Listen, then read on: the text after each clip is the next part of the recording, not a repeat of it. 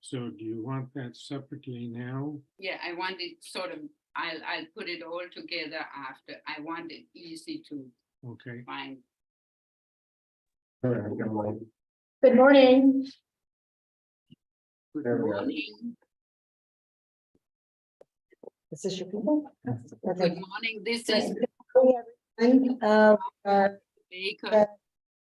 Who going to joined. give adjustment meeting and public hearing.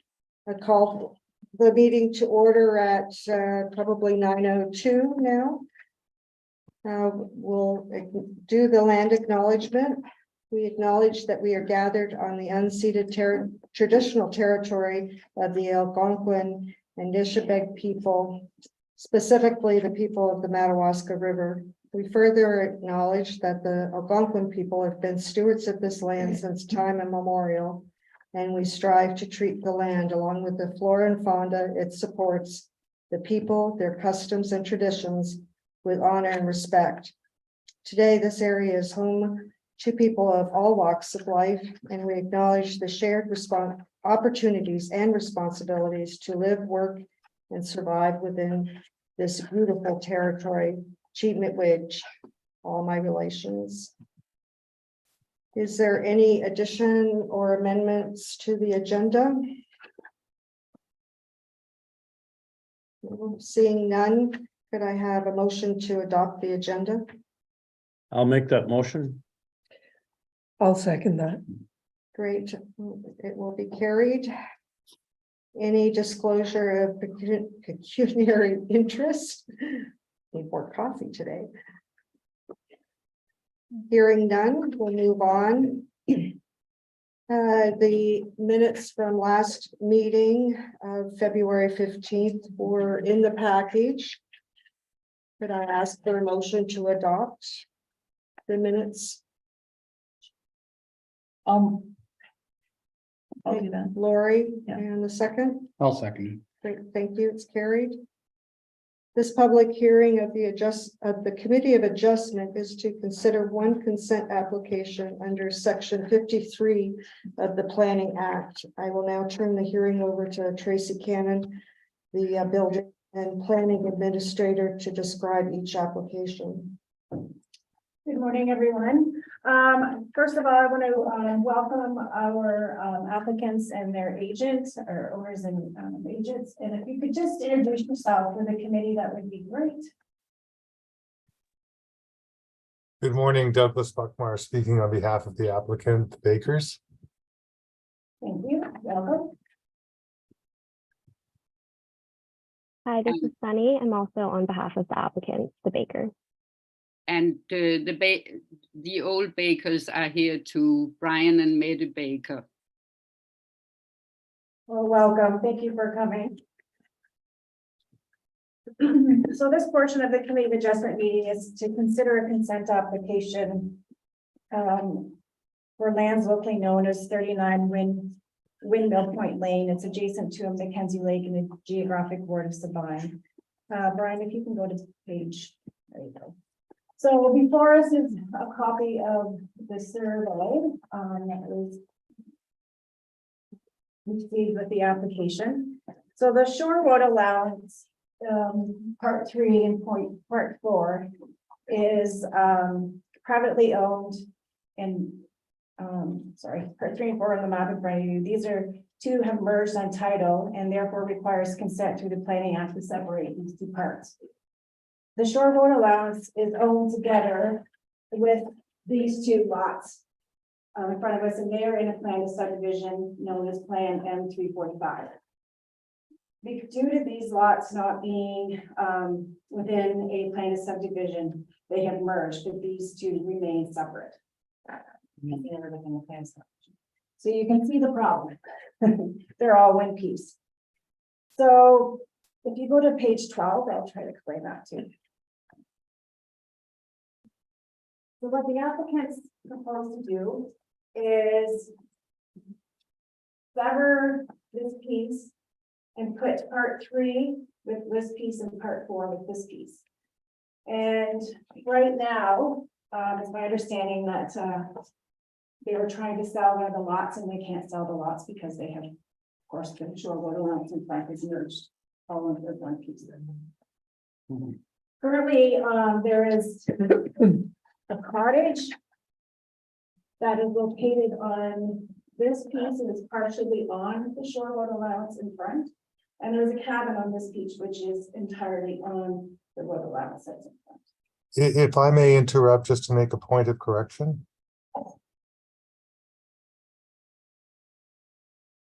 Please go ahead, Douglas. Thank you very much. I appreciate the recognition. You had indicated that the two lots originally in the plan of subdivision, which show on the screen as 0297 and 0296, if I heard you correctly, have merged. My understanding, not that anything turns on this, is that they are not merged. They have received consent under the Planning Act almost 25 years ago.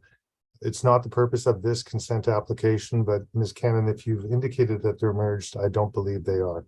Oh, that's not what I meant, sorry. The shore Okay. road allowance is merged in front. Yes, thank you. Well, it was always conveyed as one piece, so by definition, it was always one piece when it was originally conveyed by the township. Thank you. That was all I wish to add. Oh, no, that's fine. Thank you for clarifying. And Sorry, go ahead. yes, this is Mette Baker speaking. We have, from the very beginning, understood it was absolutely two separate pieces. That's what the survey we were sent showed. And that is what the impact has shown on taxes all along for over 20 years. How were we to know that it was never the way we were told it was? I agree. It's, the township doesn't even know when they merge. And it's unfortunate because the two lots, and I'll explain that too, these two lots, 0296 and 0297 were in the same name, and again, they didn't merge.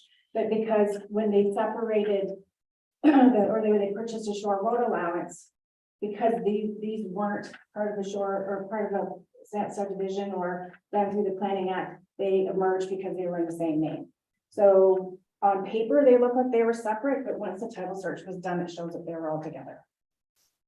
And we were never told anything about this. We were not aware there was ever an existing problem. Tracy, I'm not sure if you would even know this, but on the original application, was there one application or two? Just one. That's why. Exactly why. What do you, oh, so you mean the shore road allowance To application? buy the shore road allowance. I'd have to go back and look, but I think it was only one. I did pull the bylaw that was done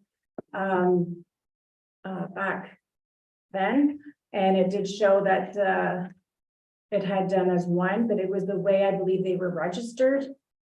And because they were again in the same name, that's why they merged. Not a lot of people know that happens, and we're just finding this out because we're coming across this quite a bit. So. But if there was only one application, there's no other way it could have happened. No, but on our deed, it says part 3 and part 4. And that was how we were taxed all along. Yeah, it showed I agree. It showed on paper that they were separate with each parcel, but when the title search showed it was not, and that's unfortunately the only way that we know that they merge is exactly, with property owners coming to us and advising after they've done a title search, so. And So and Go now ahead.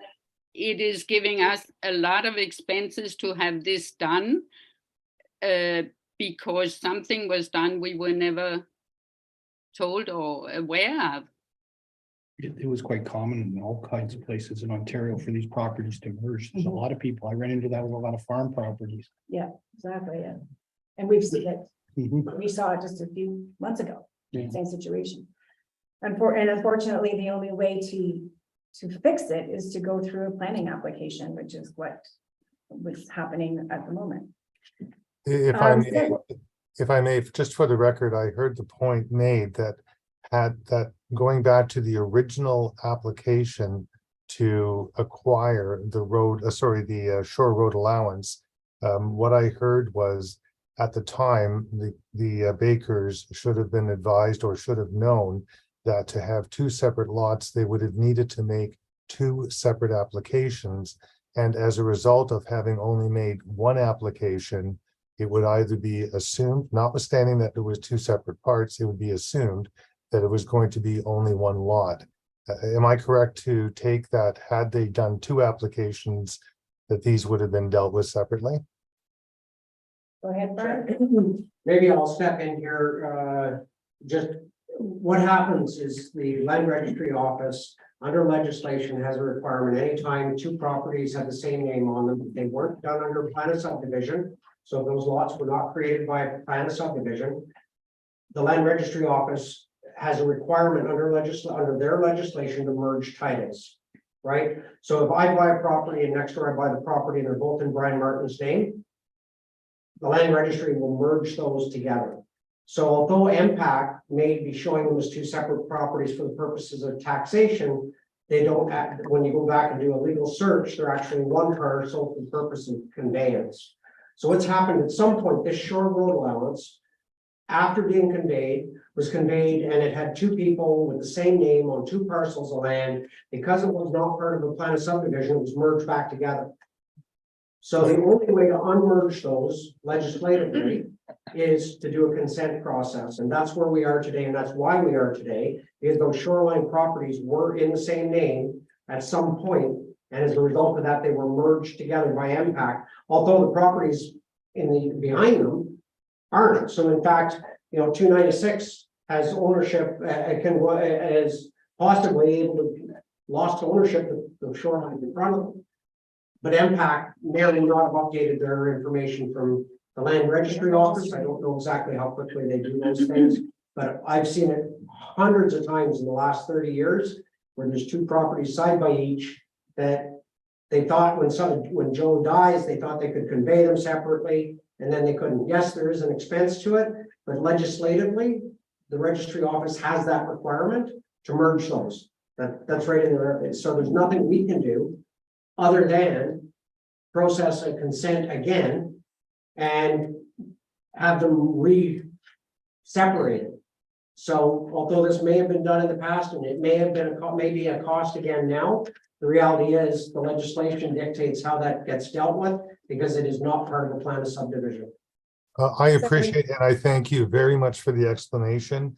But for the benefit of the Bakers who wish to understand why we are before your committee today, I heard one of the council members, I believe, indicate you've explained very appropriately and accurately what has occurred as a result of this being one piece. Yes, I understand what the province of Ontario will do, but I just, for the purposes of the edification of the owners who wish to understand, I believe that I believe it was one of the council members indicated that this was an automatic thing. If there was only one application, there's only one land that's going to be passed on. And as a result, there was one transfer. And I just wish to clarify that had the Bakers made two separate applications for each of part 3 and part 4, that this would not be the case today. I just wanted to clarify that historically, going back to the original severance, sorry, not the original severance, the original acquisition of the Shore Road allowance, had they done it in two separate applications, that would have triggered the need to do two separate transfers. And then we would not have this issue of there's never been a merger because it's always been conveyed as one lot containing two parcels. Well, I just want to make sure it is understood. Sorry, I don't think it would have mattered because they were in the same name. They would have automatically merged under the Planning Act. Yeah, no, it would not have made any difference whether you made one application or 6 applications. The key is the legislation that says two properties that are not in a subdivision, that are abutting each other, that are in the same name, is required the registry office to merge those in title. And that is the piece of legislation that's the problem here. Okay, I thank you. Consent for the process that had previously been done. It wouldn't matter how that process had been done. The moment that those were in the same name, they would have a requirement to merge them in title. Okay, I thank you. And again, I obviously misunderstood one of the council members saying that had there been two applications, it may have been different.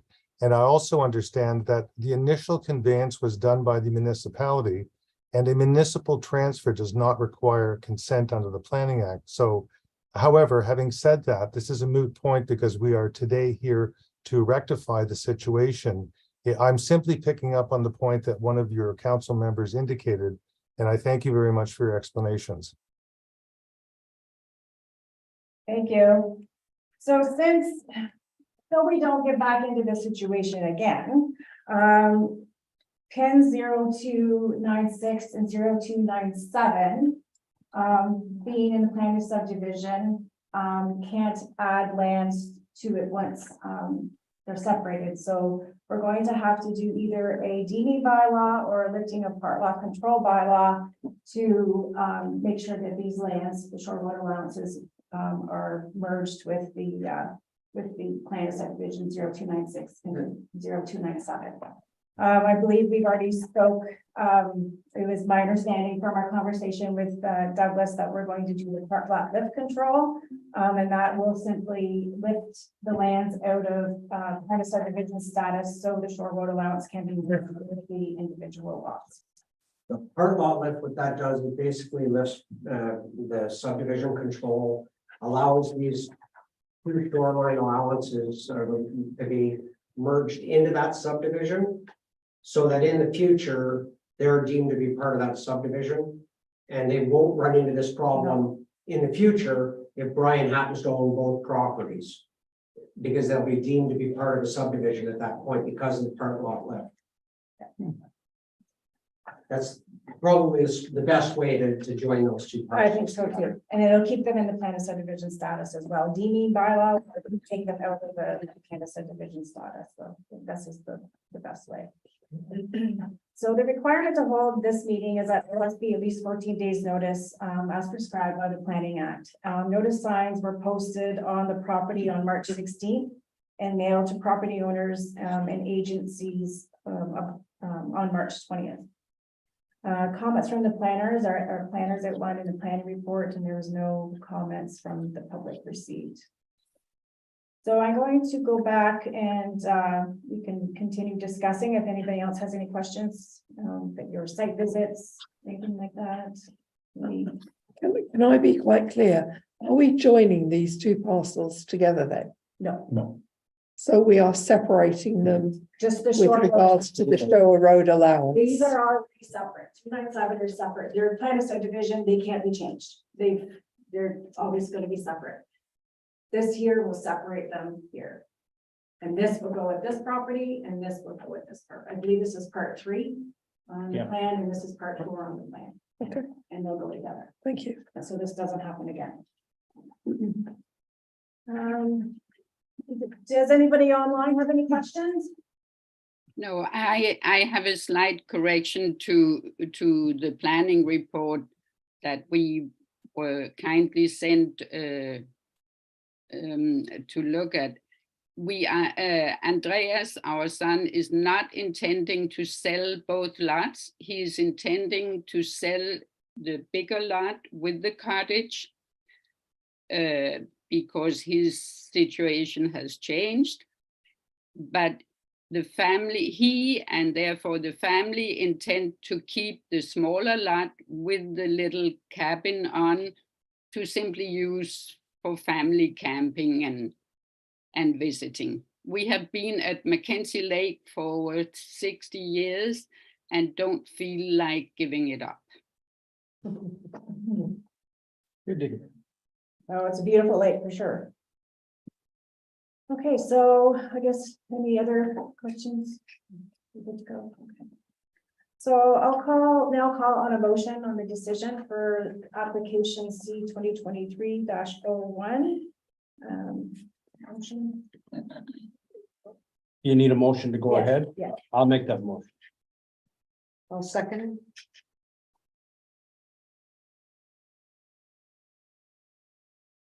That the Committee of Adjustment approve the recommendations outlined in the planning report prepared by Anthony Homick, Senior Planner of GP2G Consultants, and that the consent application number C 2023-01 be subject to the following conditions. That the applicant submit request to the township to enact a deeming bylaw or to lift part lot control to effect the merging of the shore boat allowances, parts 3 and 4 on plan 36R 11116 with pins 49228-0296 and 49228-0297 respectively. And that the applicant provide the township with the original executed transfer deed, a duplicate original 1 photocopy, a copy of the reference plan to be deposited in the land registry office that is substantially in compliance with the application sketch, and a schedule describing the severed lot and naming the grantor and the grantee attached to the transfer for approval purposes. Payment of all municipal legal and planning fees associated with the processing of the application. And if applicable, that the applicant meet all financial requirements of the township, including payment of the balance of any outstanding taxes, including penalties and interest. Discussion and comments on the conditions? Hearing none, I will now call upon a vote. Mayor LaValle. 4. Councillor Collins. 4. Councillor Florence. 4. Councillor Kuyak. 4. Councillor Pijot. 4. Councillor Rodnick. 4. Councillor Sidoc. 4. And it's accepted with conditions carried. Okay. I thank you all for attending today. I will be in touch with the notice of decision.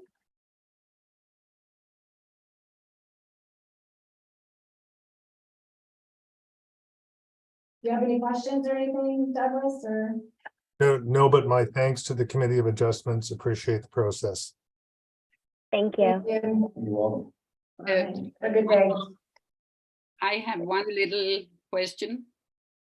Yep, go ahead. You are putting in as the condition that we provide the deed, but the deed, the original executed transfer deed.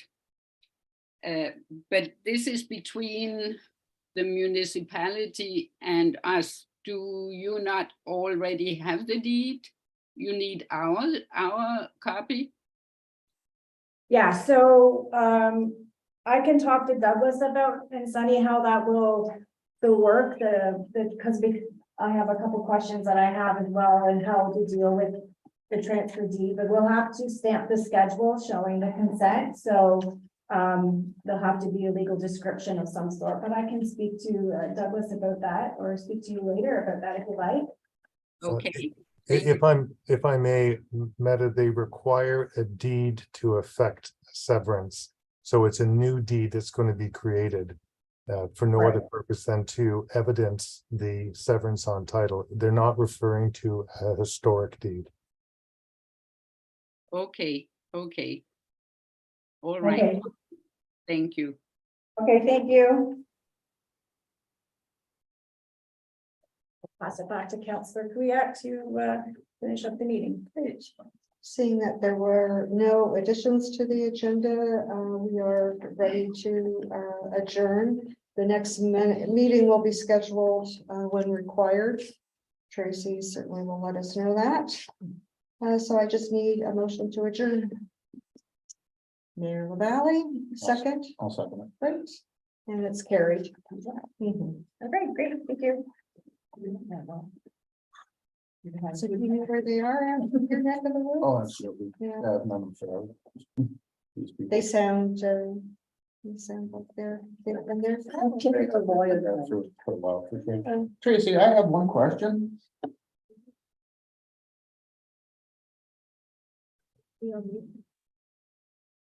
We can close this meeting.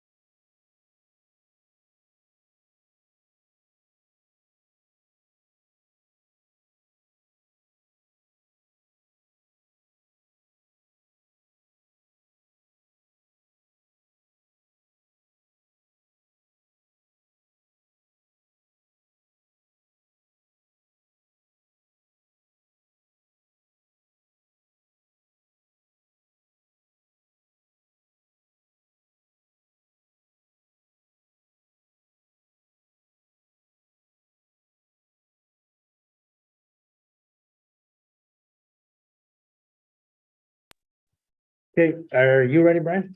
I'd like to bring the Asset Management Committee meeting to order. Are there any additions or amendments to the agenda? I have, New business, yep, grants, grant two. just grant process, I guess. Okay, if everybody can just add another bullet point at the bottom. And I have the signage, the speed limit signage on Major Lake Road. So we'll add another bullet point for that one under new business.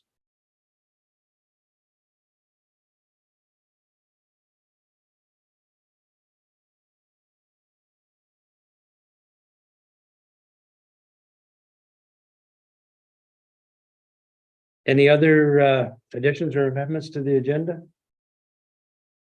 Seeing none, can I have a motion to adopt the agenda? Move it.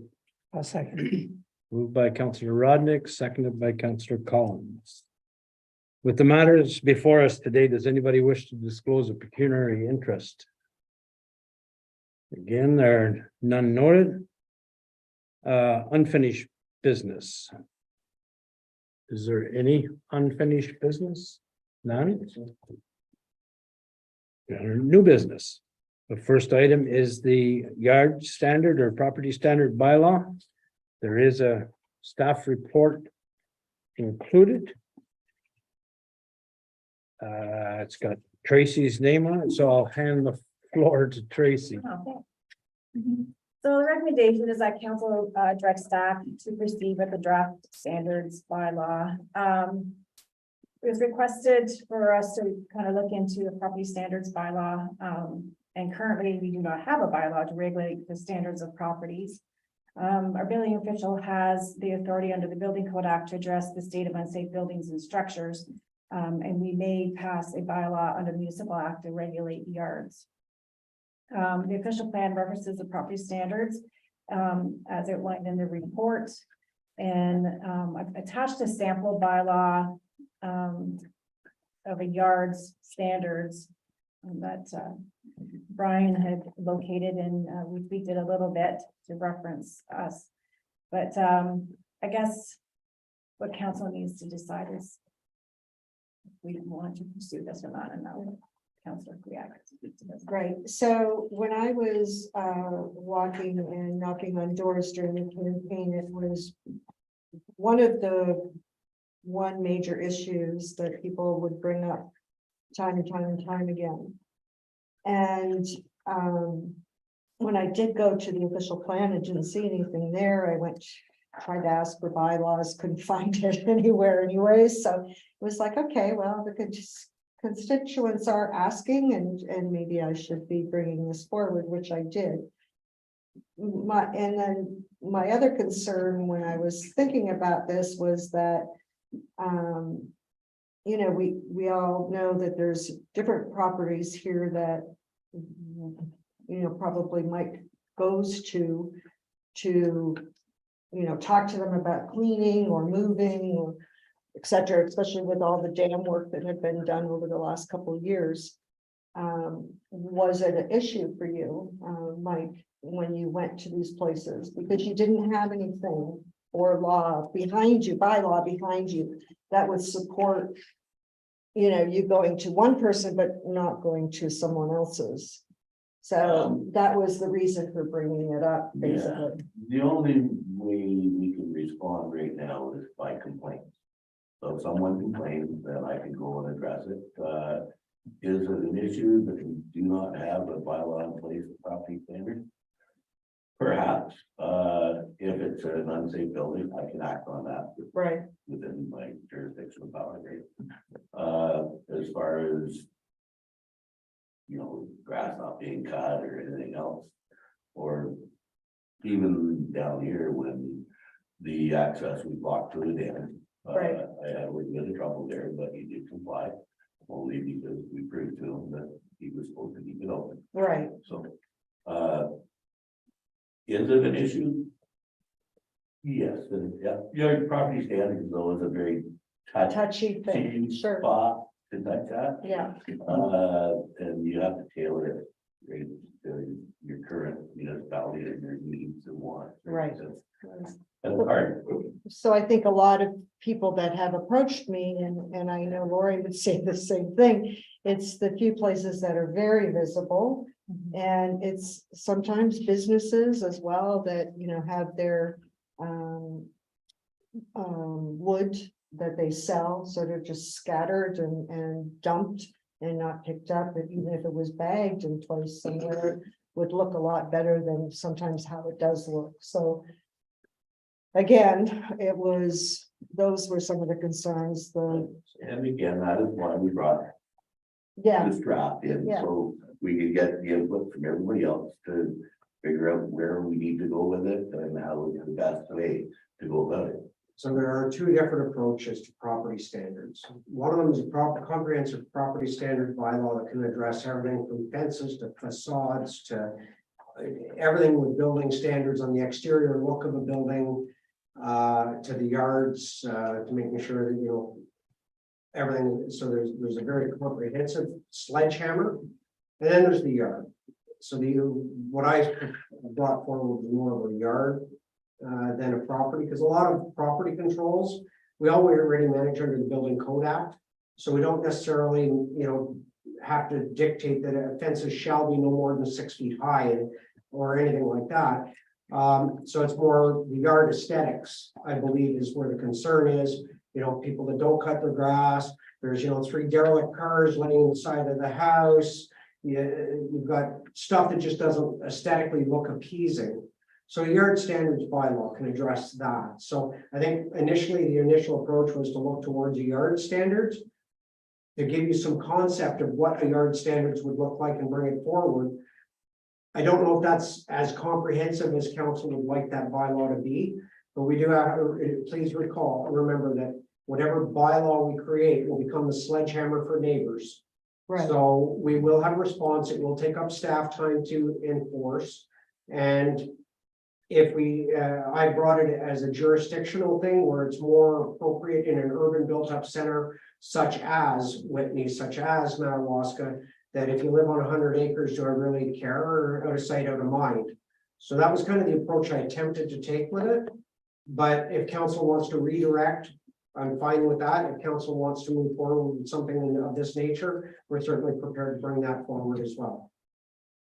I think too that penalties and fines could be established, because right now we don't have penalties and fines for this. So that's something that I think we need to look into if we're going to pass a bylaw. We need some teeth behind it. So maybe to just clarify that, set fines are something that we provincially can establish. Set fines means that it's like you get pulled over and you get given a speeding ticket. That's a set fine, right? So Mike goes out and he says, your yard is not up to standard, here's your fine.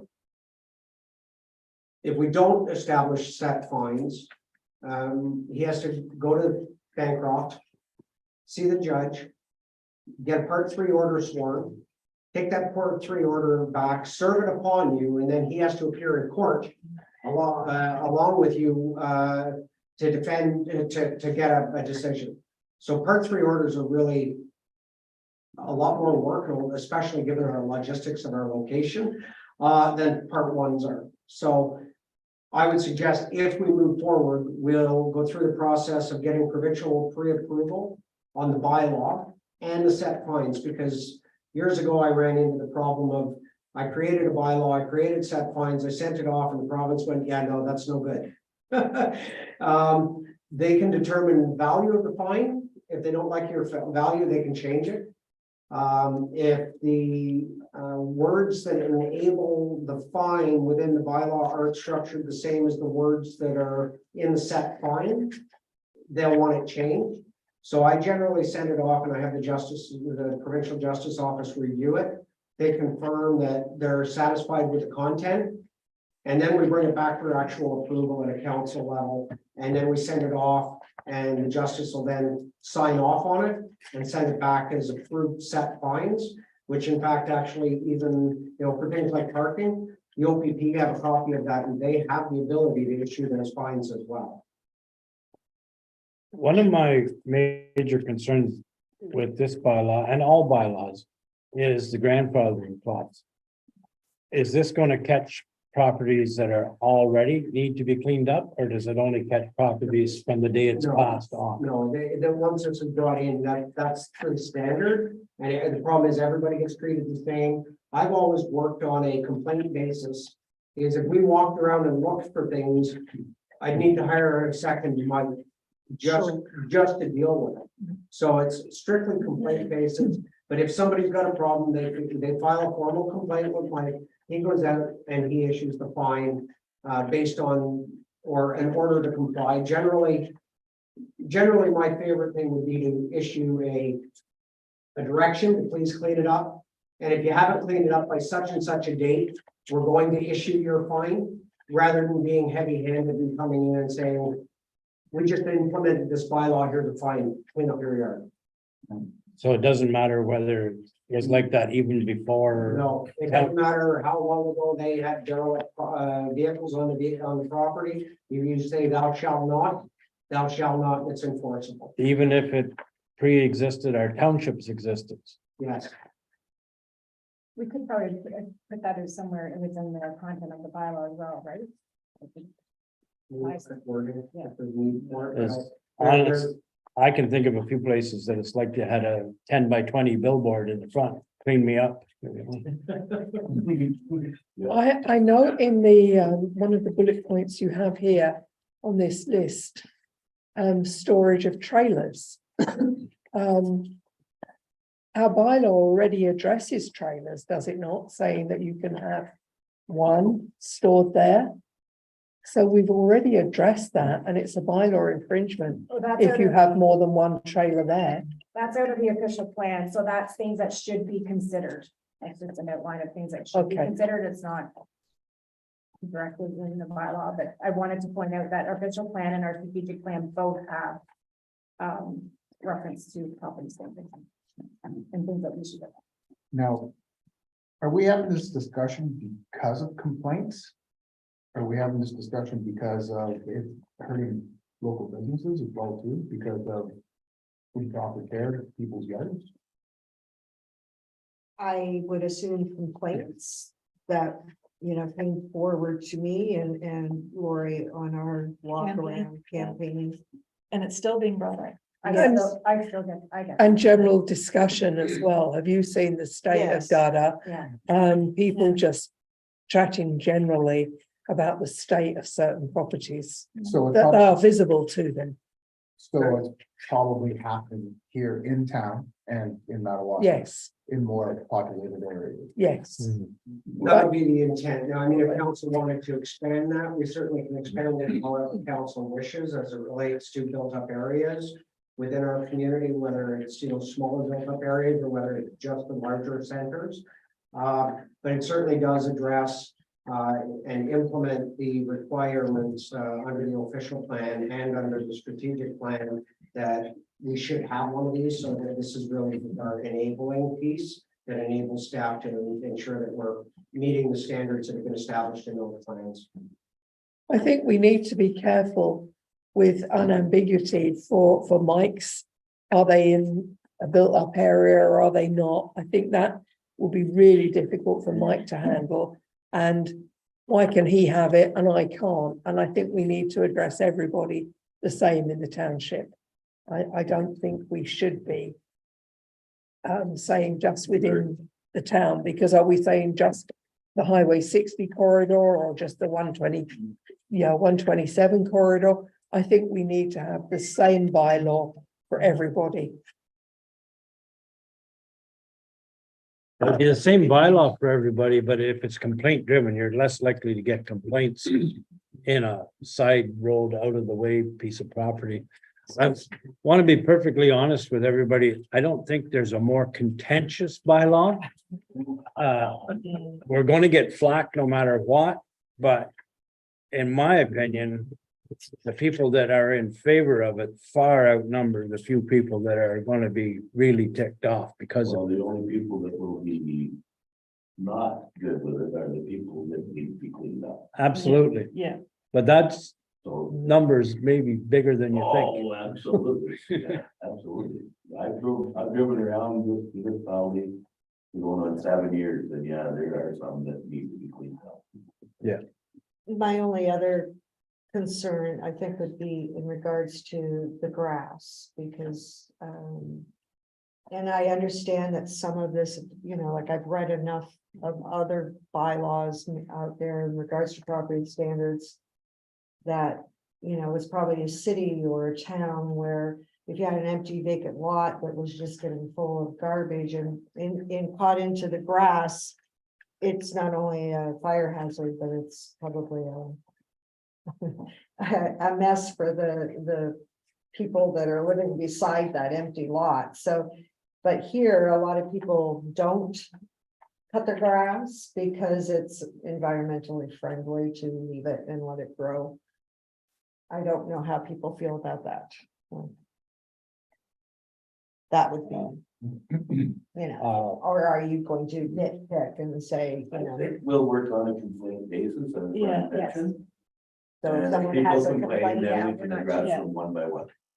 that's That's Good, like, but I there's no mean- way we can go out and try and like full force the police bylaw, no. because like Brad did, you need. Well, you'd right probably up be there. at everybody's house. Well, and that would kind of be like, we're trying to single certain people out as well too, right? If you just show. Yeah, I know, and Never step and say, oh, by the way, right, here's a fine.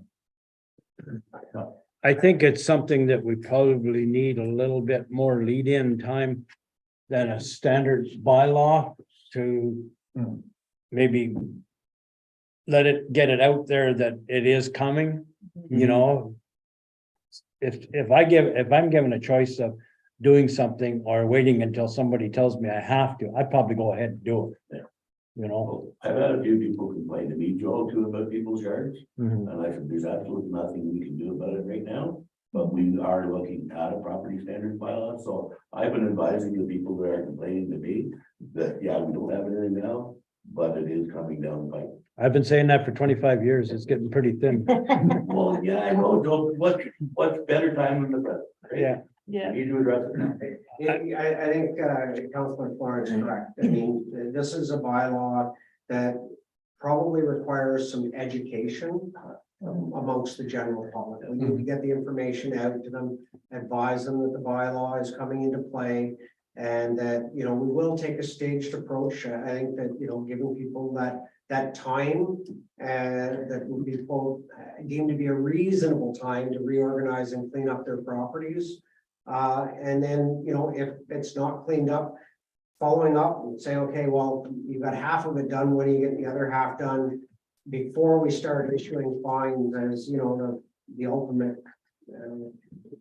Really, you're not accomplishing anything by finding somebody, all you're doing is costing them out of their wallet, and you're not getting what you want done. And we tell the person or the neighbor the process and how to make a complaint and then Written complaints. written complaint. Yeah, I think written complaints might be the way to go. Yeah. Because, you know, the three of us could go to the post office and somebody says, oh, what about so-and-so yard, what do you do about that? Yeah. In this case, I think we need education first of all, but I also believe that we could sit here in this room and probably pinpoint where the problems are. And I don't know that any amount of trying to deal with those situations in person, saying, could you clean it up or do something, will get us anywhere. We make it over, my opinion. It affects property values of the whole neighborhood. Yeah. I know of a house right now that's for sale. In fact, I think it's already sold. But because of the condition of the property next door, they probably lost $20,000 or something on the sale. So we are going to, before we pass this bylaw, we're gonna have to set some sort of a standard. Well, there's a sample bylaw here, and to be perfectly honest, because of the Easter weekend, I didn't give it as close an inspection as I should have, and I would like more time. Yeah, no, I think that if council wants us to proceed with something like this, Yes. we bring it back to committee. Give committee time to consider it. To provide comment to staff so that we can see if maybe there's ways that we need to make this better than it is. And that way we can bring back more wholesome and have a more wholesome discussion at committee moving forward, whether this is the direction, if this is the direction we're gonna move forward. And once we're there, then we'll just take that information, and it'll have to go off to the Chief Justice's office for removal and set fines anyway. So it is a time process. It's probably gonna take 2 or 3 months to get it through that process and get it approved at the provincial level and sent back to us so that we can actually enact it anyway. So we'll be getting near that time where our seasonal residents are coming back. So it gives us also some time to do a bit of an education campaign through our social media and other opportunities to let people know that the intention is this is coming into place. Be prepared. Here's where we're at with the proposals. Maybe we'll get even comments on that. And we can kind of move it forward, because maybe there's something we missed in here. Or maybe there's something here that we shouldn't even be considering. But it'll give us an opportunity to have some wholesome discussion on it. Okay, I'll just take a straw poll to decide whether to proceed or not. That's all you need today, right? And I think we just need to, on my end, what I would need to know, are we going with yard and building? So once you read it, maybe those comments would be nice. Yard building, or we just, I know there's more of a focus on, it's for all of the township, but then there's another focus for the villages of Whitney and Madawaska with the weeds and grass and that sort of thing. So do we want to do it for everywhere? So I think once you read it, put the comments to me and Brian and Mike too, if you like, and we can then tweak it to, Come back with something. we'll come back with something else. We'll attempt to consolidate the comments so that they're all incorporated in, and we'll identify how we may or may not have addressed those comments in the next round of the draft that we'll bring them. Okay, I think from a social media point of view, we should be starting to maybe put up on the website or the Facebook page that we are considering. There have been numerous complaints about certain properties and the way they are bringing down the value and the aesthetic pleasing look of the township. And council is beginning a process to address this. Get the buzz out. I think that will be really important. I agree. We may not need one. Okay, I'll just go around the table and take a straw poll whether yay or nay we're in favor of proceeding. Mayor LaValle, No, you don't want to go ahead with it? I think we should table till we get. Yeah, Oh, yeah, but That's that's what it means. that's my question, just, Okay, yes. Yes, I'm Yes. sorry, Bill. Yes. Yes. Yes. Yes. it's unanimous. We'll proceed with it and we'll give our suggestions to staff and they'll come back with a more comprehensive sample bylaw. Yeah. And we'll have a look at it again. This just gave you a starting point. Yep. With set Is there a fines. spring newsletter? Yeah, there is sample fines in the back of this I as saw well, that. yeah, so I just left it in there. Okay, Joe? Yes. Maybe we'll include this discussion we just had with our spring newsletter as well. yeah, that's a good idea. I've been asked about newsletters a lot. We missed one, didn't we? I think the thought was to put one out shortly. Yeah, okay, There'll be some new employees that we could maybe announce. sure.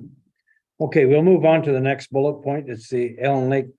It says facility. It's actually the parking lot that we're talking about. And there is a report in here, I think, about that. It's a letter I sent to Brian. and I think I Okay, you copied wanna- You in February. I'll give you the floor and you can elaborate. Well, basically too, and it's partly your indoctrinate our new council members into as some of the issues that are facing our municipality. Basically, I went on to, as you can see, I've already got the letter in there, so I can basically, you can read that for yourself. I mean, uses that our launch, as well as all the other boat launches, have increased over the years. Presently, Halen Lake has over 100 water access cottages alone, which of course is the largest one in our total municipality. In addition to that, we also have 140 road access cottages, which also require access to a boat launch, probably only a couple of times a year, put it in, put it out, go into town once in a while, that type of thing. So this is amounted to a significant amount of traffic congestion at the boat launch. On some long weekends, they're parking right up both sides of the road, almost up to White's Road, which is, it's a fair piece and it's kind of a dangerous situation. Presently, this property does not belong to the township. We have a memorandum of understanding with the MNR This memorandum is good until 2027, but there's, and it's supposed to expire and probably be renewed. And I don't see any reason why they wouldn't renew it. It's been recognized for a long time that the facility at Allen Lake has not been sufficient to handle the traffic things. There's been a lot of, well, I don't want to say fisticuffs, but there's been situations where people have gotten a little heated over things. Over the years, there's been numerous correspondence between staff, counselors, and the ALCA executive. ALCA stands for Allen Lake Community Association. They came into being in 1992 as a nonprofit corporation.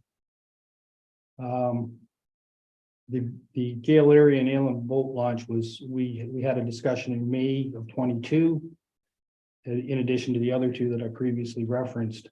The staff were directed to work with the Ministry of Energy, Environment, Conservation and Parks on wording that will direct people to additional parking to proceed with recommendations in the report. And so actually this year, one of the good things that's happened is the Allen Lake boat launch is also a entry point for Algonquin Park. They've since moved that. They're directing people down to the North Road to where the snowplow turnaround is, so they can park there rather than taking up spaces in the parking lot. The biggest thing that's causing most of the congestion is the storage of trailers. In addition to these people having vehicles, there's also storage for parking needed for boat trailers. One of the things that we've been looking at in the past has been looking at the old dump site. But of course, that requires government approvals, and those things need to sometimes take time.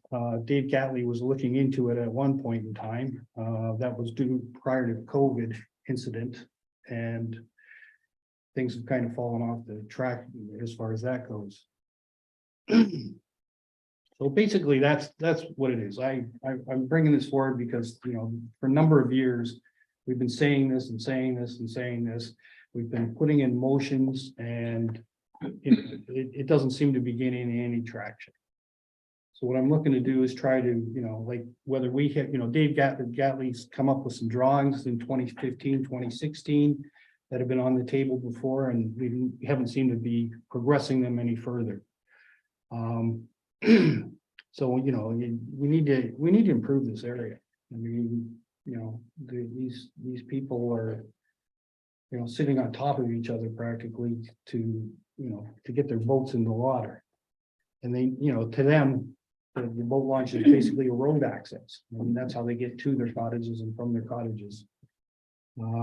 In creating a parking plan, we also need to address the issues. Some trailers, I think I mentioned it to Brian when we were talking about a parking bylaw or that type of scenario. Some people have left stored trailers sitting in the parking lot. Now there's half a dozen trailers sitting there and been there all year. So these are probably abandoned, and apparently we have to address these things, whether we consider them dump garbage or whatever we can do to get them out of there. And so I'm looking for, well, basically to move things ahead so we can start planning. Unfortunately, it's already getting late in the year for it, and we are in the process of hopefully hiring somebody to do the superintendent job. So, in the interim, I'm thinking we need to do some work to the area and start developing a plan and moving forward. And the thing is, the township, according to the MOU, is responsible for signage there, so we should improve the signage of the property. And for safety reasons, I think we need to, like Joe already alluded to, a spot on Mackenzie Road. Coming up into the boat launch, the last sign people see is a 60 km/h sign. And I think that speed limit should be significantly reduced down to about 40 or 50 km/h, because people have a tendency to drive a little too fast coming into the boat launch area. So. Go ahead. I'd like to put my support behind Councillor Rodnick here, because for new councillors, I think we need to appreciate that those number of cottages and the cottages down on Aileen Lake make up a third of our tax base. Those people pay their property taxes and they don't ask, well, they ask, but they don't get a lot of the services that the rest of the townsfolk are provided with. But I think we ought to be helping them out with the boat access, with somewhere where they can safely launch. I think that that is our responsibility. A third of our tax base is a considerable amount of money coming into the township there, and I think we ought to be supporting them. I think if you go back to the drawings that were done, I believe it was in 2017, these first came back to council. 2016, So, 2017. yeah, so that is, the drawing that's here is more or less approximately the situation that's on the ground currently.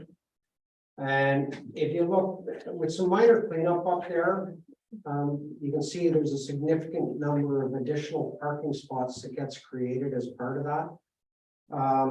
I do think that there's some drainage and grading work that would need to be done in there to ensure that we've got proper adequate flow of water. We may need a drainage swale somewhere along, or we may need to drop a pipe in the ground and direct the water underneath the parking area somehow. There is definitely some work that could be done out there from a staff perspective. We may need to bring in some third parties to help with a belly dump for some gravel or something to grade it out and get enough granulars down to get proper flow. But I think one of the things we'll have to look at doing this year is bringing in a proper parking bylaw. We don't have one right now, so we don't have any control technically of parking. So we could literally create some parking regulations on some of these parking areas that dictate how and when and where people can park. But then that also creates, again, enforcement requirement, which means somebody's got to be willing to go up there on those times. And specifically, I would say probably the worst times is the long weekends. Sorry, Mike. Mike, and actually enforce the regulations that are in place. And certainly we can address abandoned or apparent abandoned trailers as part of that regulation on how we're going to deal with those. I know I had a chat with the neighbor that used to own a marina up there. He was, willing to enter into discussions with the municipality on how he might be able to help us out. He's got some land there as well. I don't know what would be open or involved, but certainly I'd be more than happy to have further conversations with him if this doesn't prove to be adequate. But one of our challenges is a lot of these cottages, there's, I think you said 50 of them, 100 of them on the lake. 102. So there's 102 of them on the lake. Well, when grandma used to come up, grandma came up by herself with the kids and the grandkids in one vehicle, and off they went. Now grandma is there, her kids are there, and her grandkids are there, and they've all brought their own kids with their own vehicles. So now instead of having 1 or 2 vehicles for the cottage, you've got 5 or 6. And in a lot of areas, this is a little unique because we're a little than I'm used to. In a lot of these municipalities where you have those properties, you have to provide your own shore and water access points. And in order to build a new home in there, you need to be able to also have shore access secured, which may mean acquisition of lands. The problem we have is so much of our land is crown, and it's so difficult right now to get land use permits from the M&R while the land claims process is being undertaken. Yeah, wouldn't that kind of continue on? People can't get those things. So we're providing a service for all of those residents by providing a parking lot, but it's not properly lined, it's not properly signed, it's not paved. I mean, in an ideal world, it's paved, it's lined, and everybody knows where they park. I mean, you could almost assign parking lot spots to family members and say, there you go. But the way it is right now, there's trees in the middle of the parking lot. Yeah. There's a drainage swale that runs through there that inhibits some of the traffic. It's not in a great way. So certainly something like this, Brian and his guys could run with. Certainly we could go and cost this out and bring back the costing to, bring it up to a more a better standard. I know we had bollards out there for parking spots that were all in a pile. They're still in a pile. They're probably still up there. Yeah, they've been there for 2 years, Hmm? 2 or 3 years they've been there. Yeah, so I mean, something like that could be moved out, spread out, and kind of at least identify where these parking spots should be. But I think a simple cleanup of the lot up there, we did a little bit here last summer at Gallery, and it didn't solve our problem. But I can tell you that I personally last summer didn't have any phone calls about problems there, where the summer before I had several. So simply cleaning up an area sometimes may help mitigate the problem. It's not gonna make it go away. Eventually, we will have to come up with some type of a master plan related to the marinas that we operate, because we do have 5 or 6 launches that we manage within our township. And not all of them have the same problem, but they all have the same type of problem. Parking becomes a problem. And the reason it's most noticeable in a place like Aylen is because we do have 100 properties who are wanting to get to the cottage, their friends want to get out to the cottage, and nobody can park because everybody's there, and all it takes is one guy going out fishing for the day to not know how to park his trailer. And now you've lost 4 or 5, 6 parking spots for that one vehicle. Go ahead. I was just gonna say, my husband and I went out to Elm Lake the first time in probably 20 years. Anyways, doesn't matter. We took our boat and we had a hard time launching. And then we had a hard time figuring out where to park. And as I was standing there, you know, having him go way up the hill to park the trailer and come back, a lot of people are just rushing in there. So yes, the speed limit is, and they tend to know right where they're going. And that was, obvious that that's where they park probably every time, but it was so congested, it was hard to launch. And then, to pull it out was just as difficult, particularly when you get other people coming in and out. But there was a lot of stuff in that upper parking lot. And I was under the impression, and I don't know why I was under the impression, that there had been work done on that already, but it expanded up on top.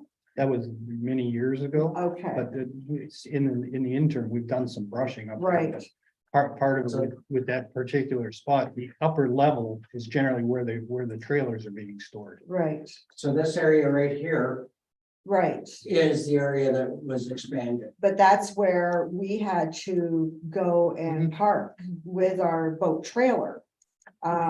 So I can see where you're having issues, and like I said, we spent the day, we enjoyed it. I don't know if I'd go back just because of the launch. A simple cleanup, happy campers, right? Okay, there's a couple of points here. We can't make the area bigger. No. We're hemmed in by private property on every side, and it's a steep hillside. It's all one hillside that we're using there. What we can do is provide another spot for long-term trailer storage. Or even vehicle storage for people that are going to be up there for 2 months or something like that. And that's the old dump site. And we've been in the process over and over and over and over. And I'd like Brian to take reins on that, because he's a little more forceful than our last couple of CEOs, and maybe push that through. It's an easy solution. The land is already cleared. You have to put a bulldozer in there, level it out a little bit. Have to put a gate, I don't know if I think the gate's disappeared, but there used to be a gate No, I on think it the already. gate's still there. It's still there? I think So all we gotta do is provide keys to everybody that's gonna use it. Is it close by? It's about a kilometer. Yeah, about a kilometer When you get to from, the top of the hill, you go over the hill down to the marina. It's on- If you hang a left, It's if you get to the first corner, it's right there.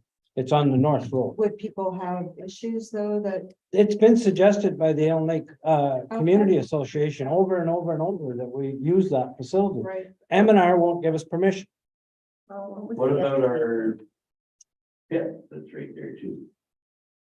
Our pit, it's way out past the dam. Yeah, it's quite a ways away. It's quite a ways, yeah. But it's not much farther than, Up the north. the M&R pit is closer Yeah. than ours. Well, that would be the other thing, right? I mean, if it is a launch, access point for Algonquin,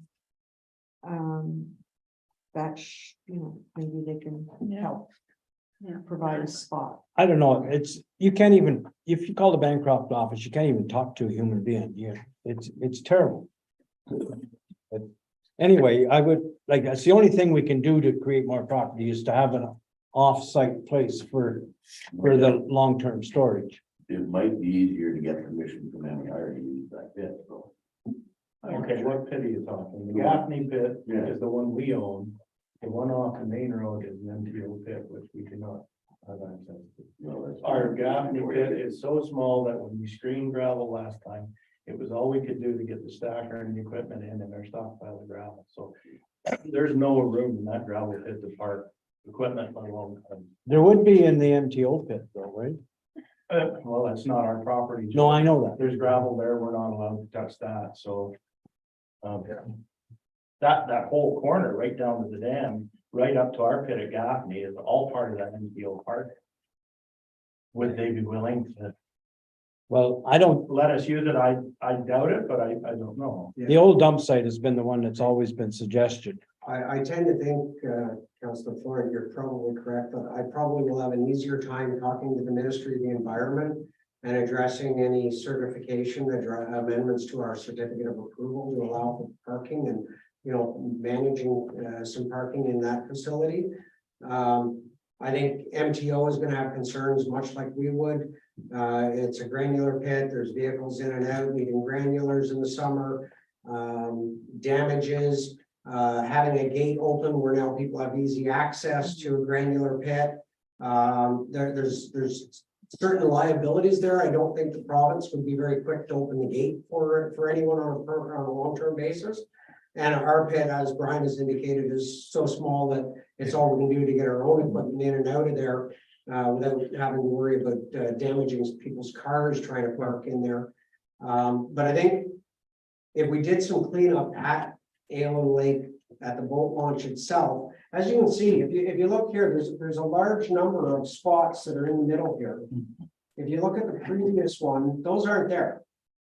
Right, so we've got along the edges here. Yeah. But we're literally picking up all of this location here in the middle that we wouldn't otherwise have. Can this be moved to that concrete shed? Well, that's a Kind of right problem. at the waist. I believe it can be moved. I have asked for it to be moved before we never thought of it. What is it? It is a cement building that the township once owned, and I believe it's the Cottage Association. They keep their pumps in there and the defibrillators mounted on. There's one pump in there. Okay, it's in a terrible spot. It should be moved off to the perimeter. And that big poplar tree that's there and the Should poplar go. trees along the lake shore. And also in that parking lot that Brian's talking about, there's a whole row of pine trees. That if they were removed would open up that whole area, but again, we don't own it, so. We got permission years ago to brush out the upper parking lot where the boat trailers are. We didn't expand it, we only gained room by removing the brush that had accumulated over the years. So, I mean, if we move the cement building, if we were to get permission to cut those trees out of there. Parking lot needs to be graded because it, next to the property line, bottom of the screen. It actually runs gravel right down the ramp to the plastic dock. Yeah. Coming down the pavement to the boat launch itself, we have water running down both sides of the pavement. The one side, we just basically put a rock crib and it filters out in front of the marina, Bob Pyle's place. And it goes down, then it cuts a ditch at the shoreline, putting sediment into the lake. Yeah. The right-hand side coming down the hill, there isn't even, past that little entrance there.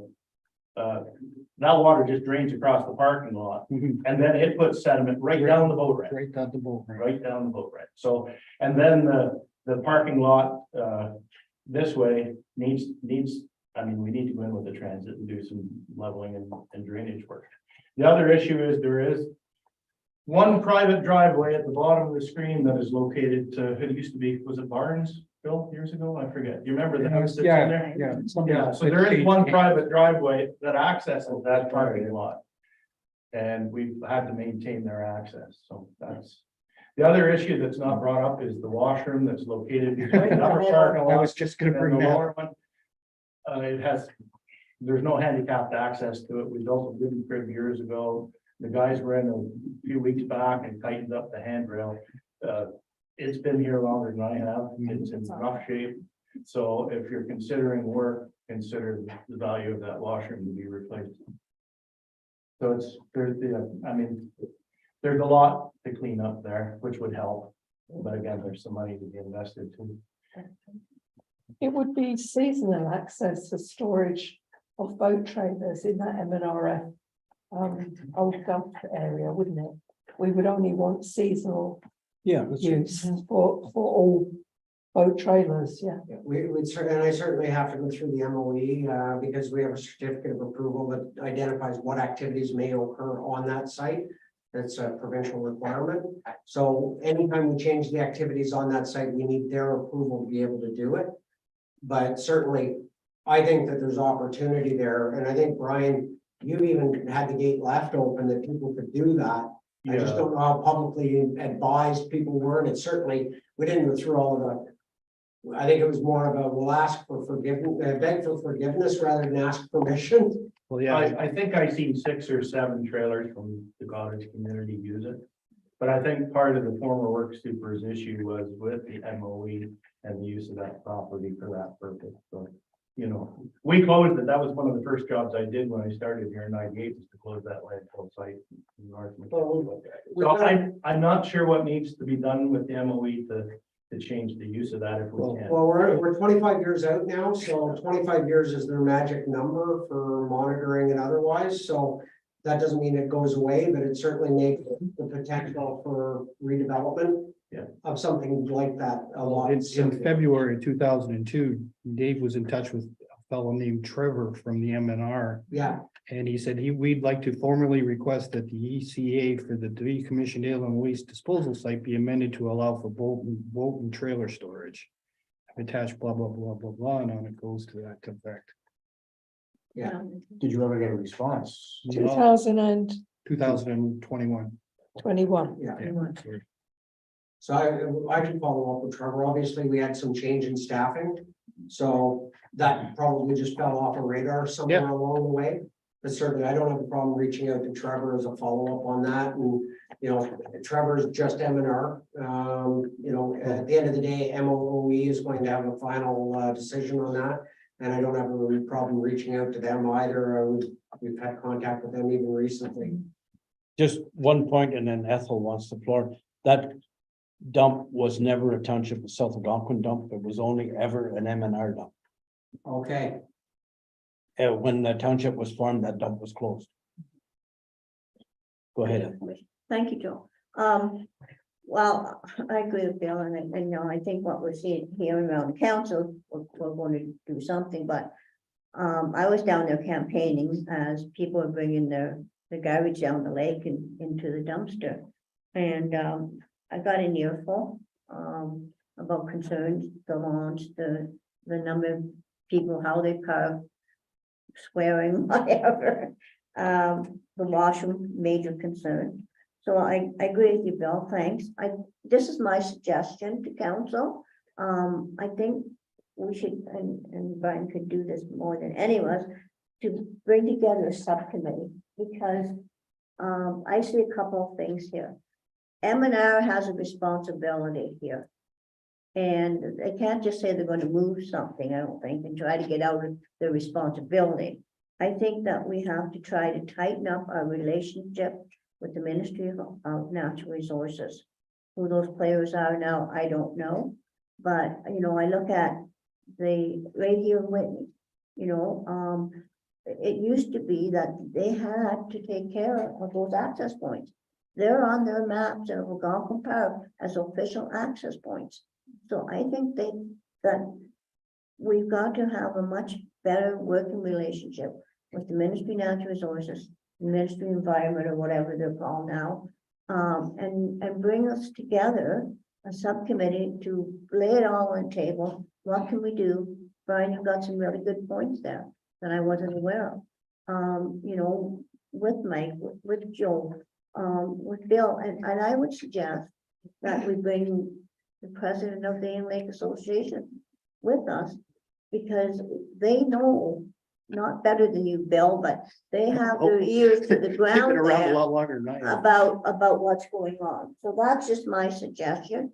Yes, something has to be done. It is, it's not an ideal situation. So, so that's just my view and my recommendation to that.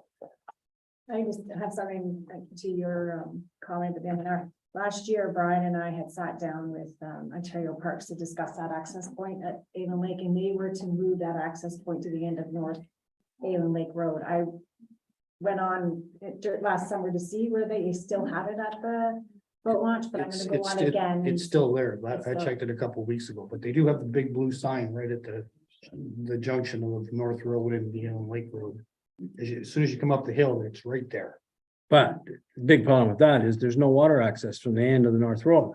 No, well, you got a portage quite a ways. Yeah, a long ways. Couple of kilometers. Yeah.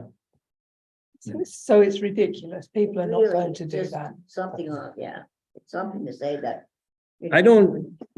I disagree a little bit with the mayor. I don't think we need another subcommittee. I think we know what has to be done. Just give staff direction to get started on it. All we need is approval to do our work. That's right. Brian knows exactly what has to be done there. He's outlined it to us. Trees gotta be moved, the bunker's gotta be moved, drainage has to be improved. I don't know what else. And And I then believe the washroom is already. Oh, and the washrooms, It's yes. already in the budget for this year, why do Was they that have right? wash? just to be fixed up. Because there's 100 people that may possibly park there, that's why there's a washroom there? I think I'm part of sorry, it, she says. I think a lot of our launches, we have facilities at, and that what happens is people get in their car in London, Ontario, they drive all the way up here. And the first thing they need to do when they get here is find a bathroom before they get on the boat to go across their houses. Okay, so And then- Hay Lake doesn't have one? Hay Lake doesn't have one. I would Mackenzie assume Lake Mackenzie doesn't have one. doesn't have I one. think there was the a washroom numbers. that was established when M&R before amalgamation, am I correct? So why are we maintaining it? I think the With numbers, the- it's the number of cottages. that I know, we but need to why be are we cognizant maintaining of. it? We just assumed ownership of this I think. during amalgamation? We assumed Yes, I believe that's. responsibility. There is no ownership. So, It's still, yeah, who wants to own an outhouse? well, the whole parking lot. We don't own the parking lot. And it does involve us sending one of our staff members out there on a very regular basis to, clean, to change, add supplies, so. So it's not. And he, Adam leaves from here and goes out to the Inland Lake to do that. Now, I'm not saying that's a service we want to take away, but if there is time and effort involved in that, if that's something council wants to consider. I think you'll hear from the Inland Lake Property Owners Association. Oh, yeah, I'm sure. But it brings up a good point, is that not all boat launches are equal within our, township. And if anything, maybe we should be looking at, some sort of standard.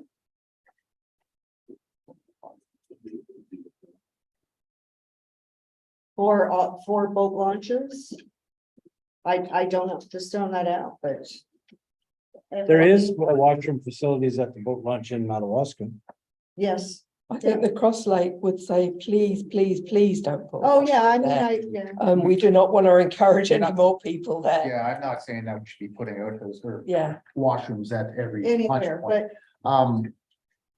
but The other thing that I would just want to ask, Bill, to me, there seems like there's several different things that you're asking for. One was the speed sign, right? Well, yeah, That that's- addressed, boat storage or getting back to the trailers that you say are abandoned, like they've been there like forever. Yeah, well, it's hard to tell, but yeah, some of them have been there. Okay, and if they I don't I have. can address that. Yeah.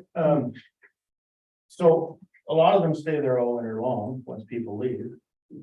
Okay, so they park there. We went in twice before over the years and we brought the police in, we checked out for ownership and things.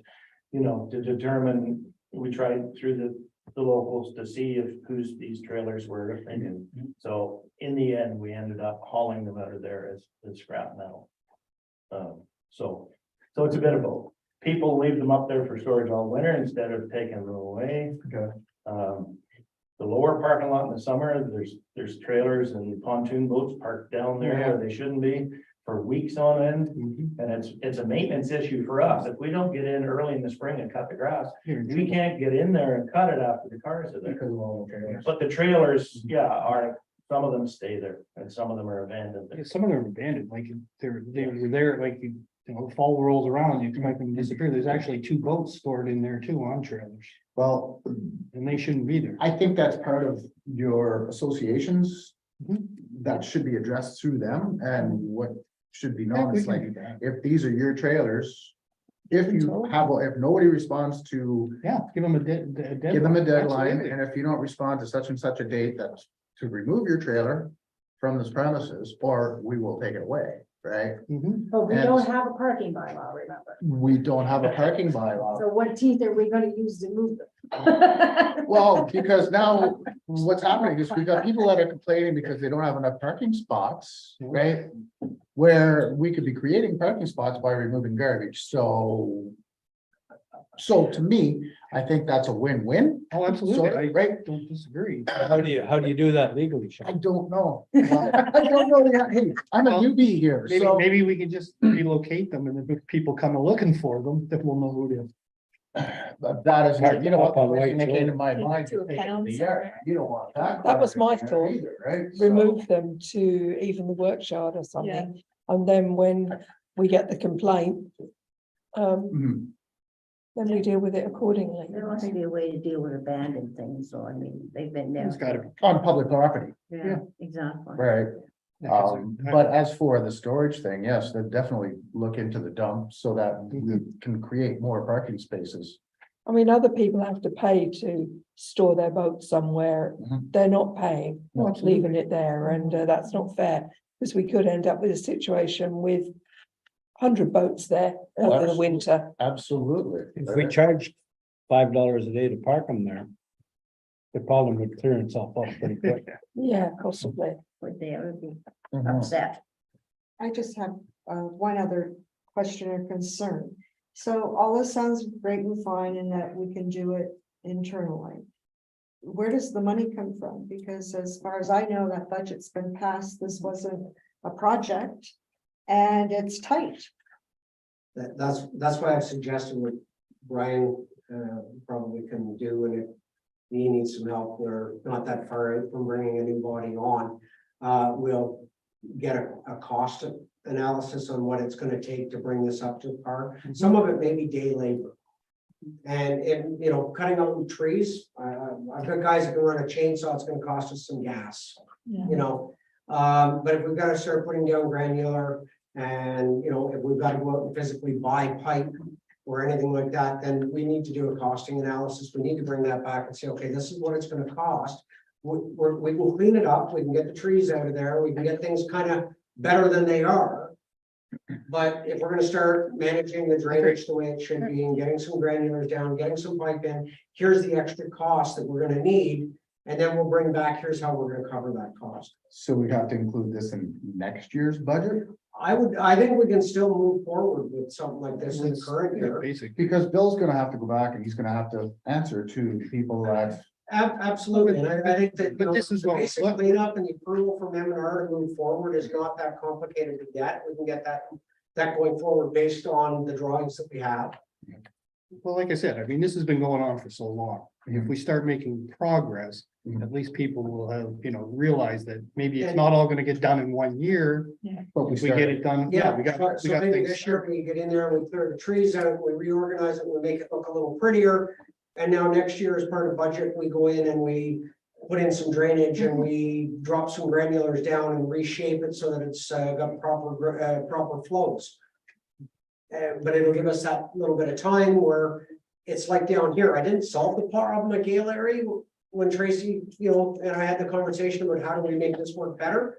We just cleaned it up a little and it's a temporary Band-Aid until you've got enough money to figure out how to fix it on a more permanent basis, which would be, we can bring that forward in next year's budget if we can't find it in this year's. We have very short windows to do work there. If we're gonna be cutting trees down, we have to do it before the end of the month, basically. Yeah, and to move that bunker as well. We could do that. That's an easy fix. I think the front end loader, I shouldn't say that. I don't know how heavy it is. It's a septic tank, is what it is. Well, skidded, I think, Joe, we just. Yeah. And, but if you're gonna do correct drainage problems and gravel, it has to be done like after Thanksgiving or before like the 10th of May or so at least, and you have to have notification that any vehicle still in there at that time, we're gonna move. So there's no way you could go there in the last half of May, June, July, August, September, first half of October. You just couldn't do anything there. No, and I've got good communication, and I'm sure Bill does, with the president of the association at Avon Lake. You know, they've got a good a newsletter they send out. They send out regular updates to the membership. I'm sure that something like this can be included into some of their membership information that they're disseminating, and they could do it 2 or 3 or 4 times over a period of time, so that by the time we get there, it's not, oh, well, I didn't see June's newsletter because it was in June, July, and August, so now they know. That's why I recommended the subcommittee just to come right back with what all these things we need to do, but that's fine. But right now, because we are, well, it's halfway through April, right? But we could at least start with notification, possibly, at the boat launch about what's going to occur. Right, with unattended trailers that have been left over the course of the summer there, right? That we are going to address that situation, right? Well, if Brian can get his permission to cut those trees down, we can do that right now. And move the bollards around. Yeah. Right? As soon as the snow is gone and move that storage building. It's a concrete building. And to be honest, To where though, that's gonna have to be to determined. be right? honest, those trailers should just be moved. Because they obviously don't have boats on. Yeah. Well, if M&R was to move to kiosk, access kiosk for Algonquin Park, it could slip into that corner right next to the marina. No, well, It's I'll get- perfectly I'll ask if spot there's for it. options. I'll ask. It's close to the dock, so that if they needed their pumps or fire equipment, Yeah. it's close. Across, 'Cause I don't know if they across did the it road there. from where it is now, you're meaning. right? Yeah, so right Yeah. where the M&R kiosk is where they get their. Yeah. I mean, it's. That's actually on our Yes, land use permit It as well. is, yeah. Bob sometimes parks his barge in that corner, but I know. no, that would make me happy somewhere off to the side. Yeah. I would The problem is you come down around the loop at the bottom and you have the building there and then that big poplar tree. And it really handcuffs people from turning their boats Yeah. to line up for the launch. Yes, it's just in the way. But we need the permission to cut the trees. Who's gonna take charge of that?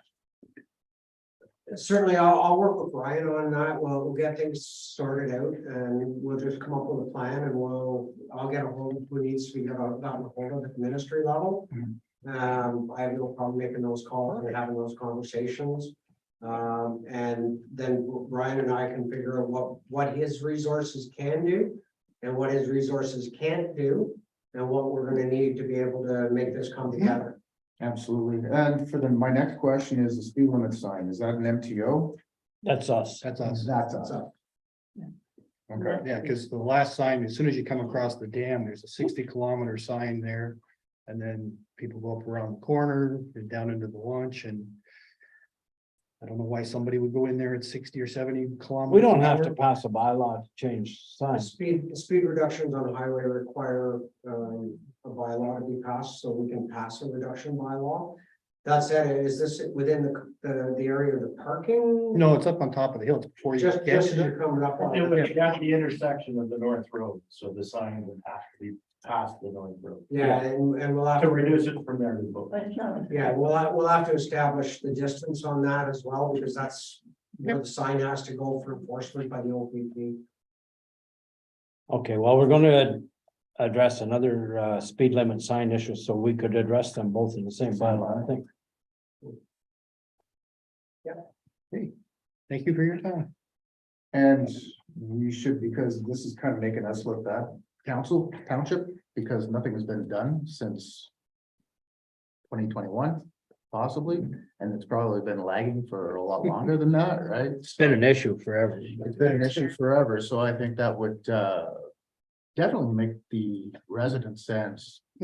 the taxpayer of Alien Lake. Well, I believe staff now have clear direction Absolutely. as what the expectation is as it relates to work to be done at the Allen Lake launch. And that'll go on the work plan for this year and we'll just get at it. Okay, if we can move on then to the next bullet point is strategic plan. So private driveway. Private driveway. On my thing, it says strategic plan first and then private driveway next. Private driveway, so. Private driveway. Not on mine.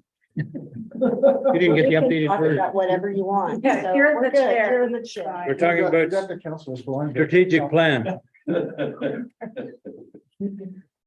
Look at mine's the opposite. Somebody added something after we go by his. You want to use mine? No, You sure? no, I'm the chair. We're doing strategic plan.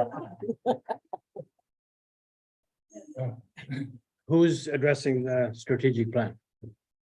Joan was the one that had brought it Oh, up. is this, yes, to me, this asset management is not admin. So when these things came up, I was like, well, why are these on asset management? So my apologies.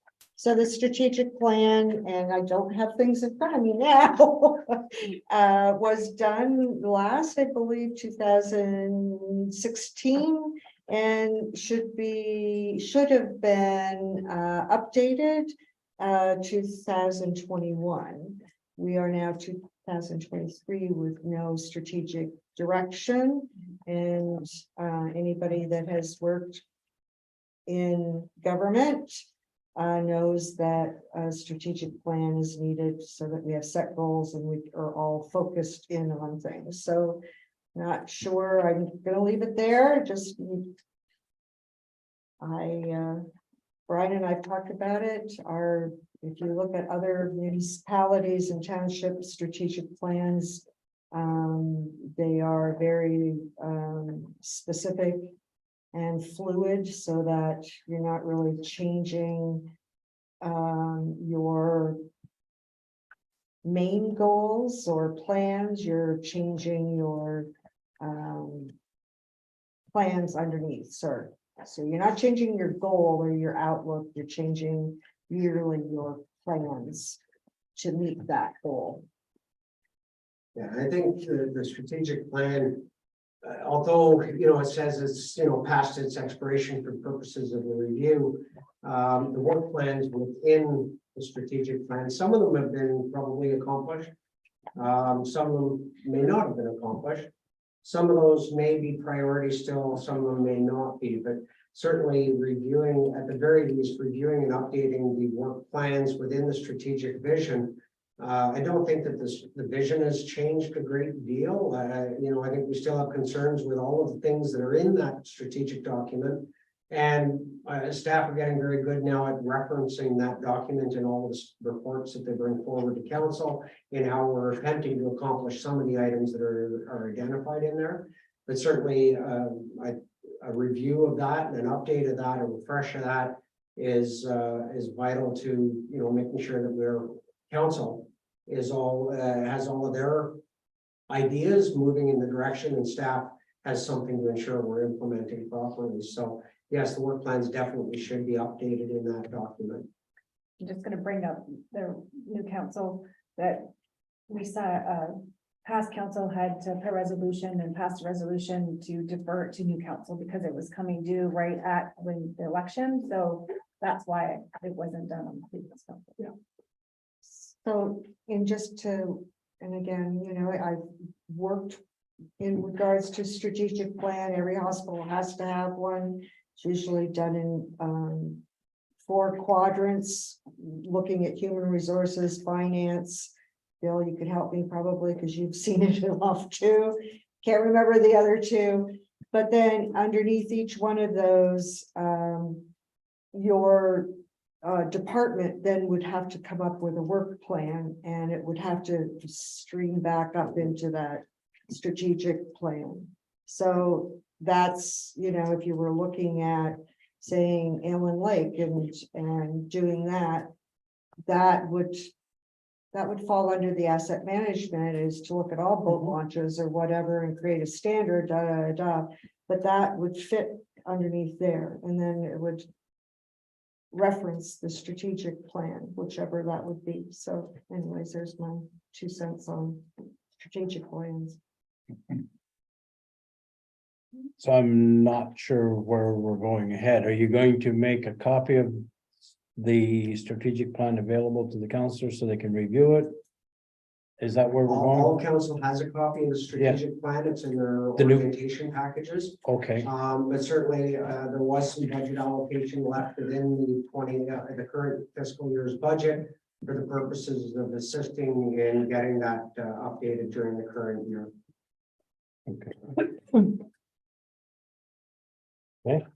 I'm okay with it. I apologize. I did not, like, I didn't expect to be talking about strategic plans. okay, in your spare time, councillors, have a look at the strategic I plan. just read Have you look at strategic your planning. standards bylaw? It's only a tiny 150 Yeah. or so pages. That's why it really needs to be condensed. And you might want to do it soon because you're gonna have an official plan to review soon too, so. Yeah. You may want to read it midday, not late day or early in the morning. It may put you to sleep.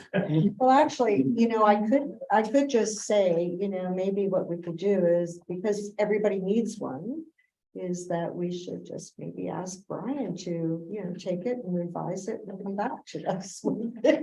Isn't that what we're to do? Isn't that We can delegated? do I that. think it's not what we are. He doesn't know. Right?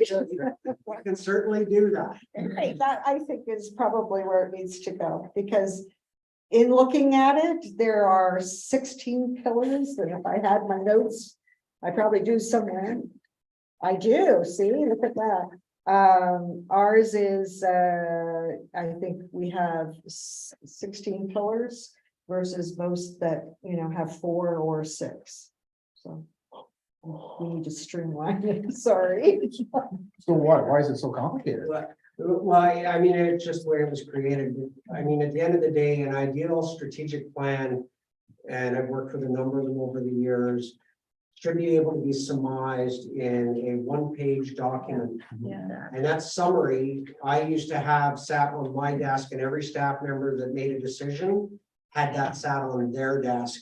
Mhm. And everything that they did was specific to the summation that was there. If they couldn't match it to that one-page document, the question was, why are you bringing it forward and why are you doing it? And I think it's just a nice for council to look at when they're making decisions, or is it something that, Yeah, we Yeah. do tend to go sideways. like we sometimes have in an different projects and- OPP promise.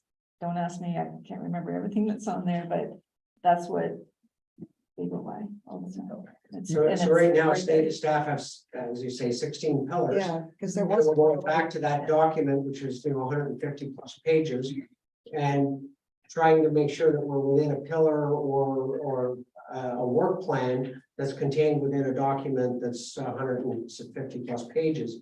So it does get time consuming. Tracy, one of the reports she put forward today refers to the strategic plan within it. And she probably, spent an hour or two confirming that that was actually something in that document to be able to say, yeah, that's what we should be doing this. I just query the words that could be, because it's.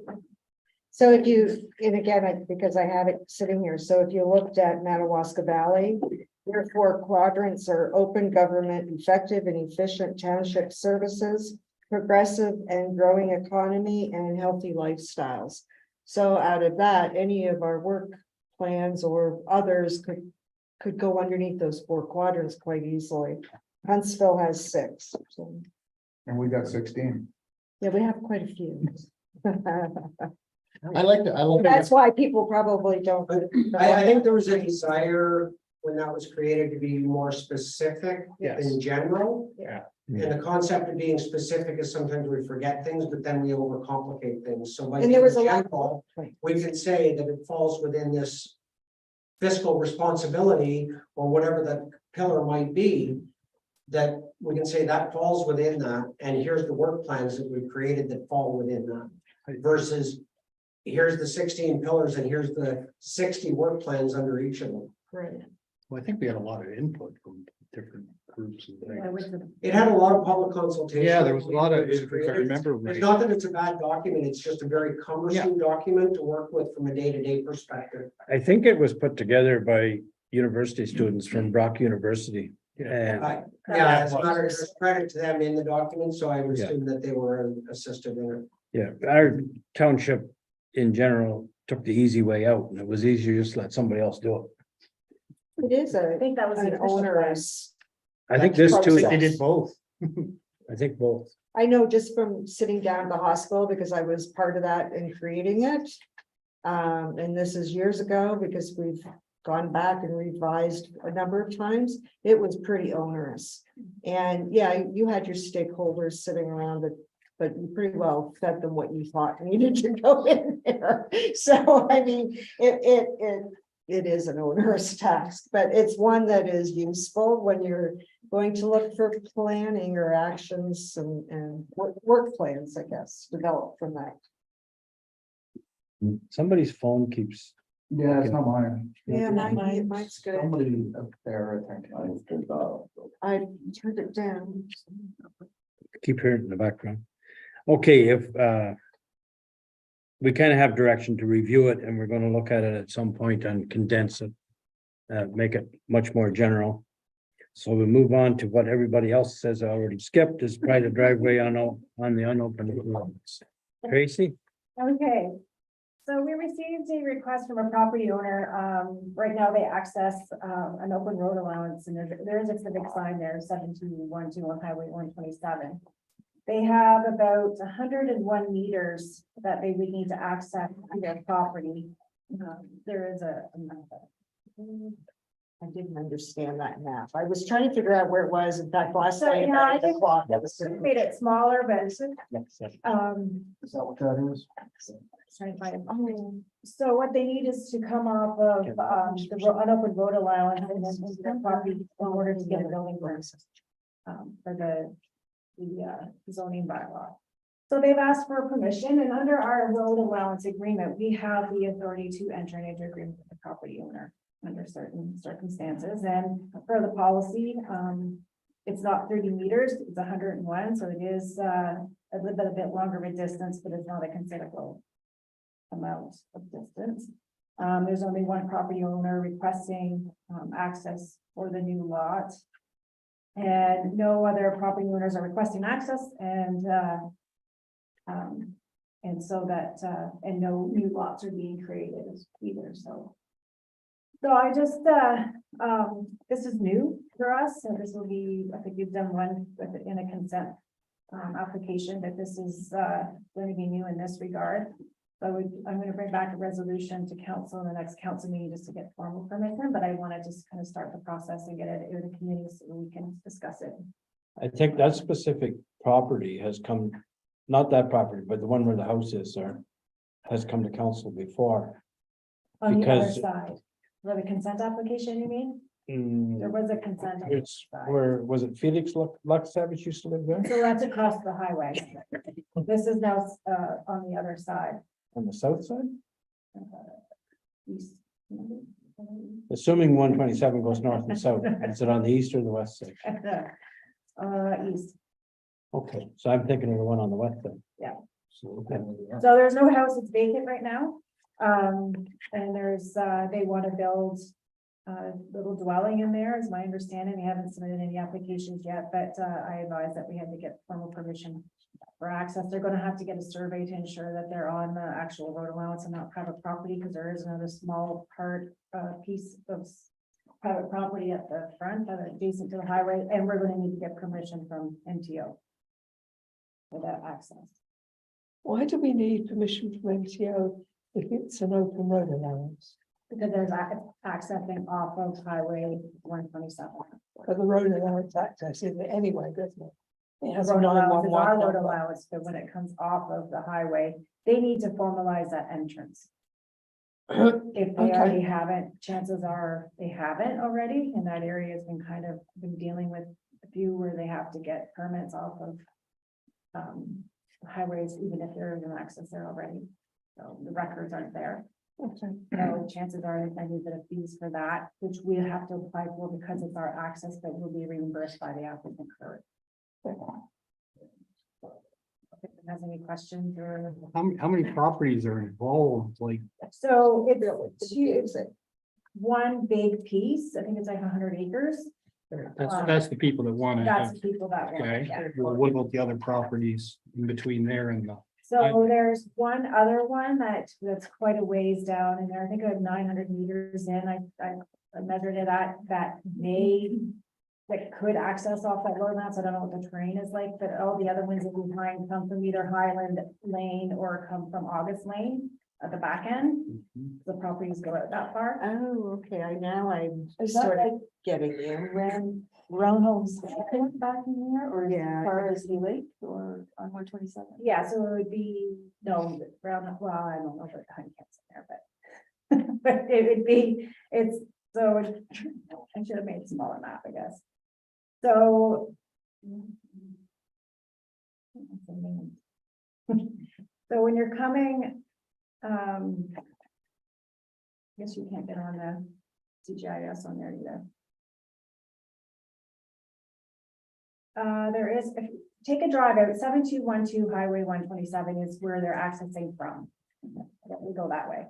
And then, if you have any questions, because I'm not going to put nothing has to be decided today. I'm bringing it up now, so you know it's coming as a resolution on May 3rd. So what was that number again? 7212 Highway 127. So it would be close to the big power line. Yes. And all they're requesting is for us, giving us the heads up that. They need to enter into agreement with us, Yep. per our, open road allowance policy. You can enter into agreement with them and it'll be registered on title. Okay. Well, who owns the property to the right of the road?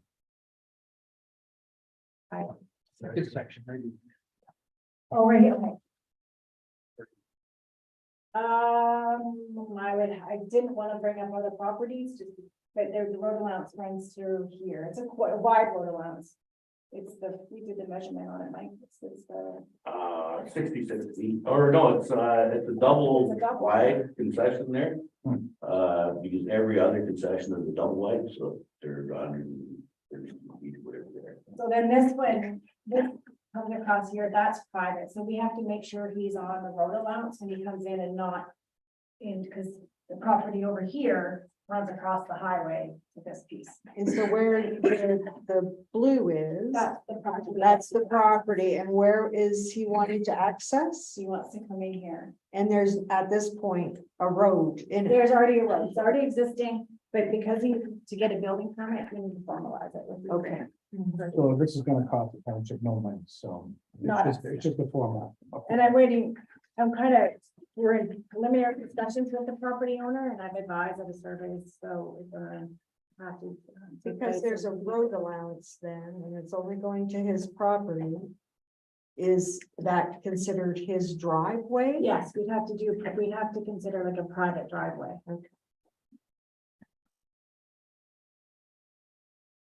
Because the way the unopened road allowance, the way the zoning bylaw is worded. It says that the applicant prior to a building permit being issued enters into a private road agreement with the township. So we will do that with him, and then that'll clear the zoning bylaw, and then he can get his permit. We should be formalizing these accesses anyway, when they're accessing off of road allowances, but. And what's the possibility of them coming back to the township at a later date and saying, well, it's on road allowance, it's your job to maintain it? That's part of the That's agreement. part of the agreement. Okay, Part of the agreement. Don't ask us to maintain it. Make sure we're not liable. okay, so you're gonna bring the appropriate bylaw to council at the appropriate time. Yes, it's gonna be kind of like when we sell the shore road allowances, I'm gonna put resolution on the table, so you're aware that we're gonna proceed with the sale. Okay. Or not the sale, proceed with the agreement. Anybody have any other questions? How much further through that property, and does it go out the property the other end, the road that's there? It may, but we don't, it has nothing to do with us, that's not private property. All we're worried about is that 101 meters. of road allowance. What happens on his property? No, I'm thinking about what happens beyond it. So, yeah, if it goes beyond that, again, we don't, if it's on his property, the only thing we care about is that road allowance and it goes. Through It his doesn't property. go, no, not through his property, go adjacent to it. Kind of, with this map, it kind of looks like it does, but I Yes, think that was- something has changed over time.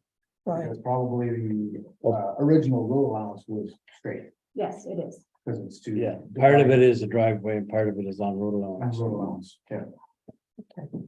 Any other questions? Okay, we'll move on to the next bullet point. On my page, it says emergency power outage plan. That's what I do. Who's going to talk Okay, about you that? guys are all looking at me, and again, I thought this was going to go back to the Emergency Preparedness Committee, not this one, so. We weren't sure when we were gonna have another one, and we knew that you were. So you were all throwing it out here today, okay? You should have warned me, I would have been. I thought we did with I got this a week ago. I know I did, but it was like, yeah, that's not me, because that's asset. See, it really just threw me off. You should have just said admin or something, I don't know. Anyways, in regards to that, that still is coming back to where that, 2-3 day power outage happened within the whole town and how that all was handled. And I really had hoped that maybe we could all sit down and have a couple of the people come in that seem to be key players in the community and the ones that were upset about it, come in and walk through that process of how and what and when, because I don't understand it. And I'm sure the ones that are out there complaining don't understand why and what happened and why it didn't happen in their mind, if that makes sense. So I think having an emergency management meeting, inviting them to come to the table and they can explain their situation. Of course, we'd have to do it as a delegation and they'd have to put it in writing. Can we do it as, what was that? Never mind. No. Come on. I just said, and they like to go on. Oh, right, that's true. But, again, it's just to walk through that whole not the whole scenario, I guess it was a scenario, but that whole timeline and allow people to see what happened, when it happened. Obviously, it fell within our emergency plan, but in their mind, it didn't meet the needs of the community, and then how can we go about and fix them? I'm sort of, excuse the pun, left in the dark here. What power outage are we speaking This of? was a couple of years ago. Okay, all right. Last year or last year. Was it last year? I think it was last year. It was in the Power winter was out for. Yes, and it was out Yes, for a exactly. long It's a time. year ago in And December, Yeah. 10th or something. that's all you heard about was complaints, right? Yes, About, absolutely. and I know that this facility, I believe one of our projects for this year was to get a generator for this one, correct? Is that correct? And that then this could become a warming station, but then COVID, it was just the time happened. And, yeah, anyways. Still no generator, right? It was budgeted for. Right. Yeah. I understand budget approved. And how far is that, just, I might be speaking out of turn, but how far has that gone into the process while we're speaking of this? For estimates for the generator? We got quotes for the generator for this building prior to budget. So we just have to let that out and get it moved forward to get the building powered. We were waiting for budgets to be approved, which of course we just did last week. So now we have an action list of items within that need to be actioned, and that's one of them. But I guess the question would be, as it relates to the emergency situation that occurred over 2 years ago now,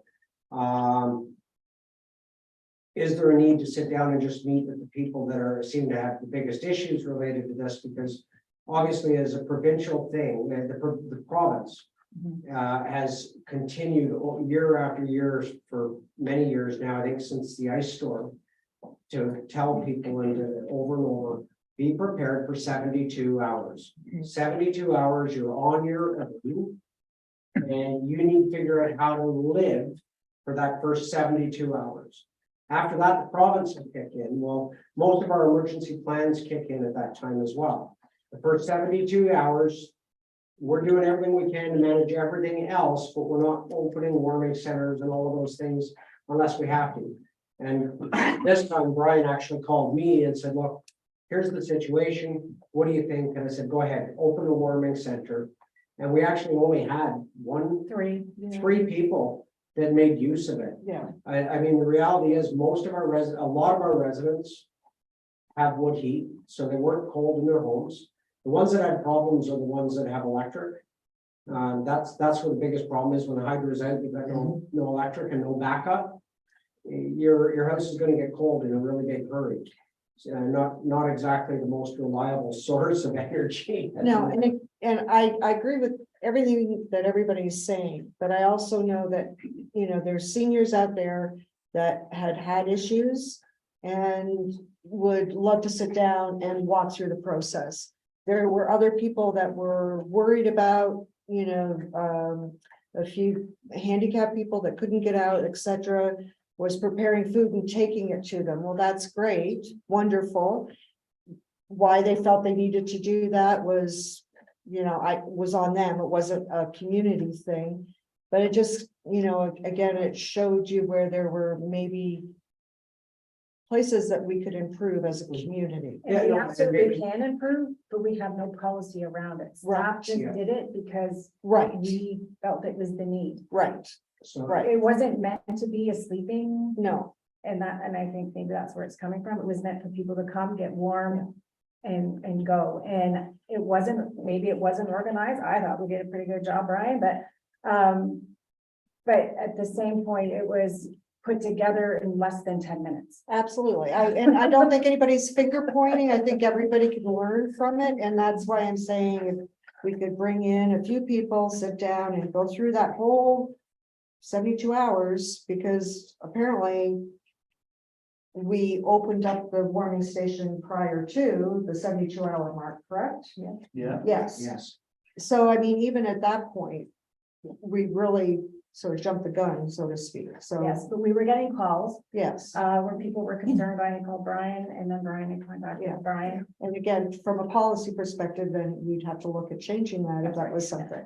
Yeah, no, and certainly I think the discussion with the CEMC and any of those individuals, I'm sure, Brian, I don't know about you, but I know I certainly would be willing to sit down and have conversations and understand where their concerns are. Yeah.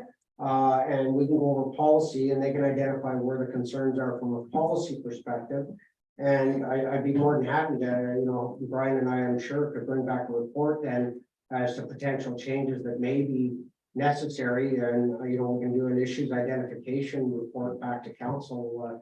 And I'm sure Brian would be more than happy to participate in that. But I think I know you did, and I know you brought a report back from staff and how they managed it, but they didn't include community. And I think that's where we need to focus in on now. I think is- the Well, concern maybe was people didn't know it was open. Right. But how, there was no way for us to get the word out Right. because all social media was down. I told them. So it's some education. OPP was aware. No power and you can't use the water. No, I know. I just like to make a couple of points. 72-hour policy was probably dreamt up in Toronto, which hardly ever gets below like +10 on a Fahrenheit scale. Our conditions here are a little different, although that situation, it was fairly warm up. It wasn't 40 below. And so maybe the 72 hours is too long of a time. Maybe we should, in our own emergency setup, have a shorter time period where we take action. Like everybody's alluded to it around the table, 97% of the people are prepared for 72 hours. And it does, like myself, my generator comes on and my neighbor has to call me and tell me that the power's back on, because I don't know the difference. I watch the street light. When the street light comes on, I go and shut my generator off. But some people think that the government, and the government in this case is us, should look after them. And they expect beds to be set up and meals to be served and so on and so on. like, we don't have a permanent shelters place, and I don't know of any communities that do. But I think it's more of an education thing than anything else to get the word out that how you, and I know we've done it in the past. And I don't know how people don't see it, but they don't. Great. I think we did a great job. I personally, I think maybe I would have acted a little bit sooner, but I was getting complaints. So, you know, complaints create action all the time. I called immediately, I called Brian immediately when I got the call. But even from like a service groups, whether or not it was the seniors, like when they were discussing things again during the campaign period, they were, you know, well, if we would have known, we could have, you know, had it opened up here, warm, you know, provide soup, you know, blah, blah, blah, blah. But then that goes against everything from, you know, the whole COVID standpoint and from public health.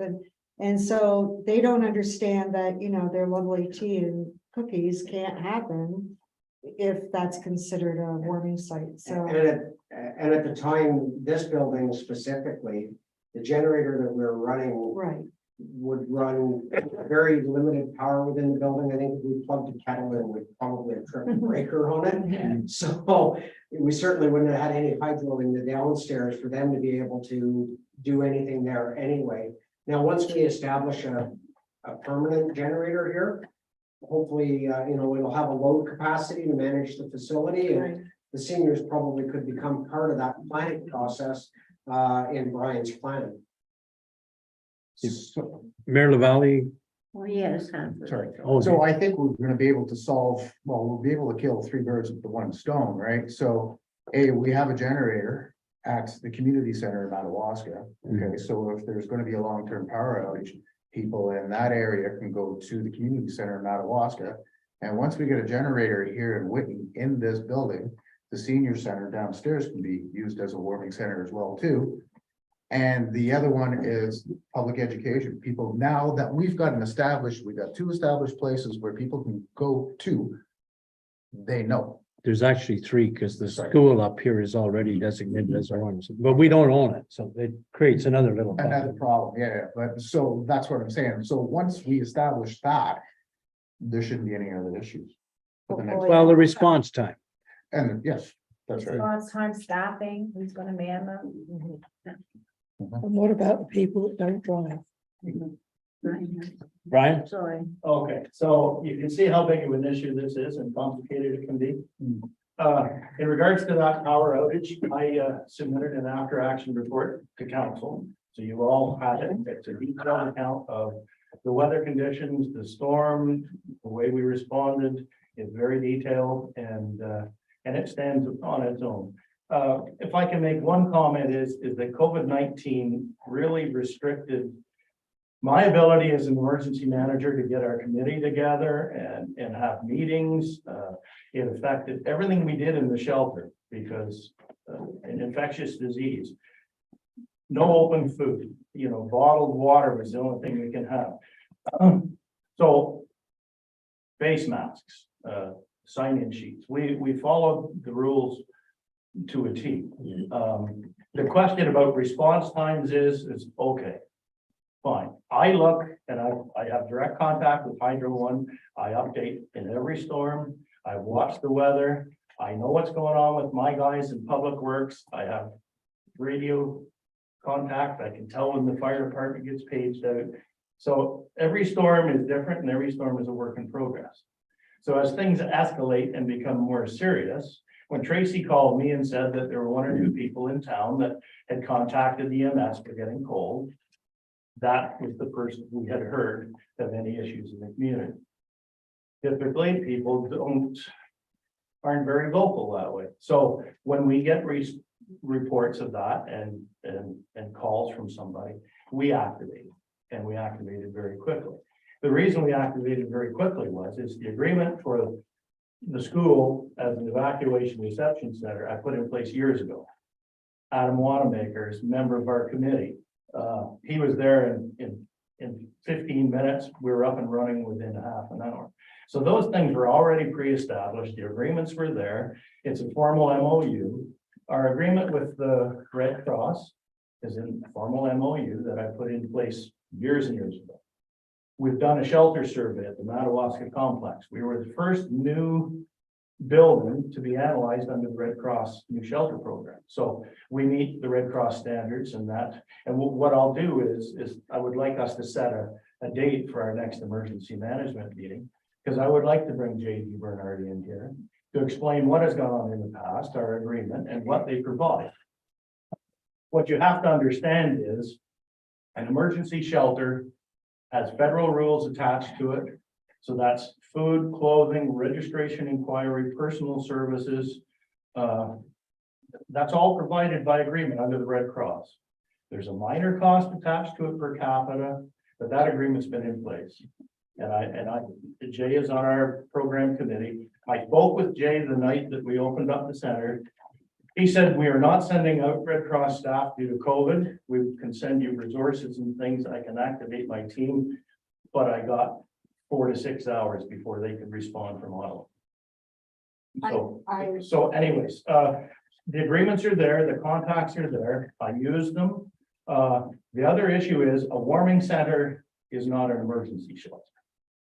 Okay, they're totally, they're similar, but they're different. And the difference is that you provide someone to come in out of the cold, warm up. Yes, we had bottled water, we had coffee provided. They can charge their devices.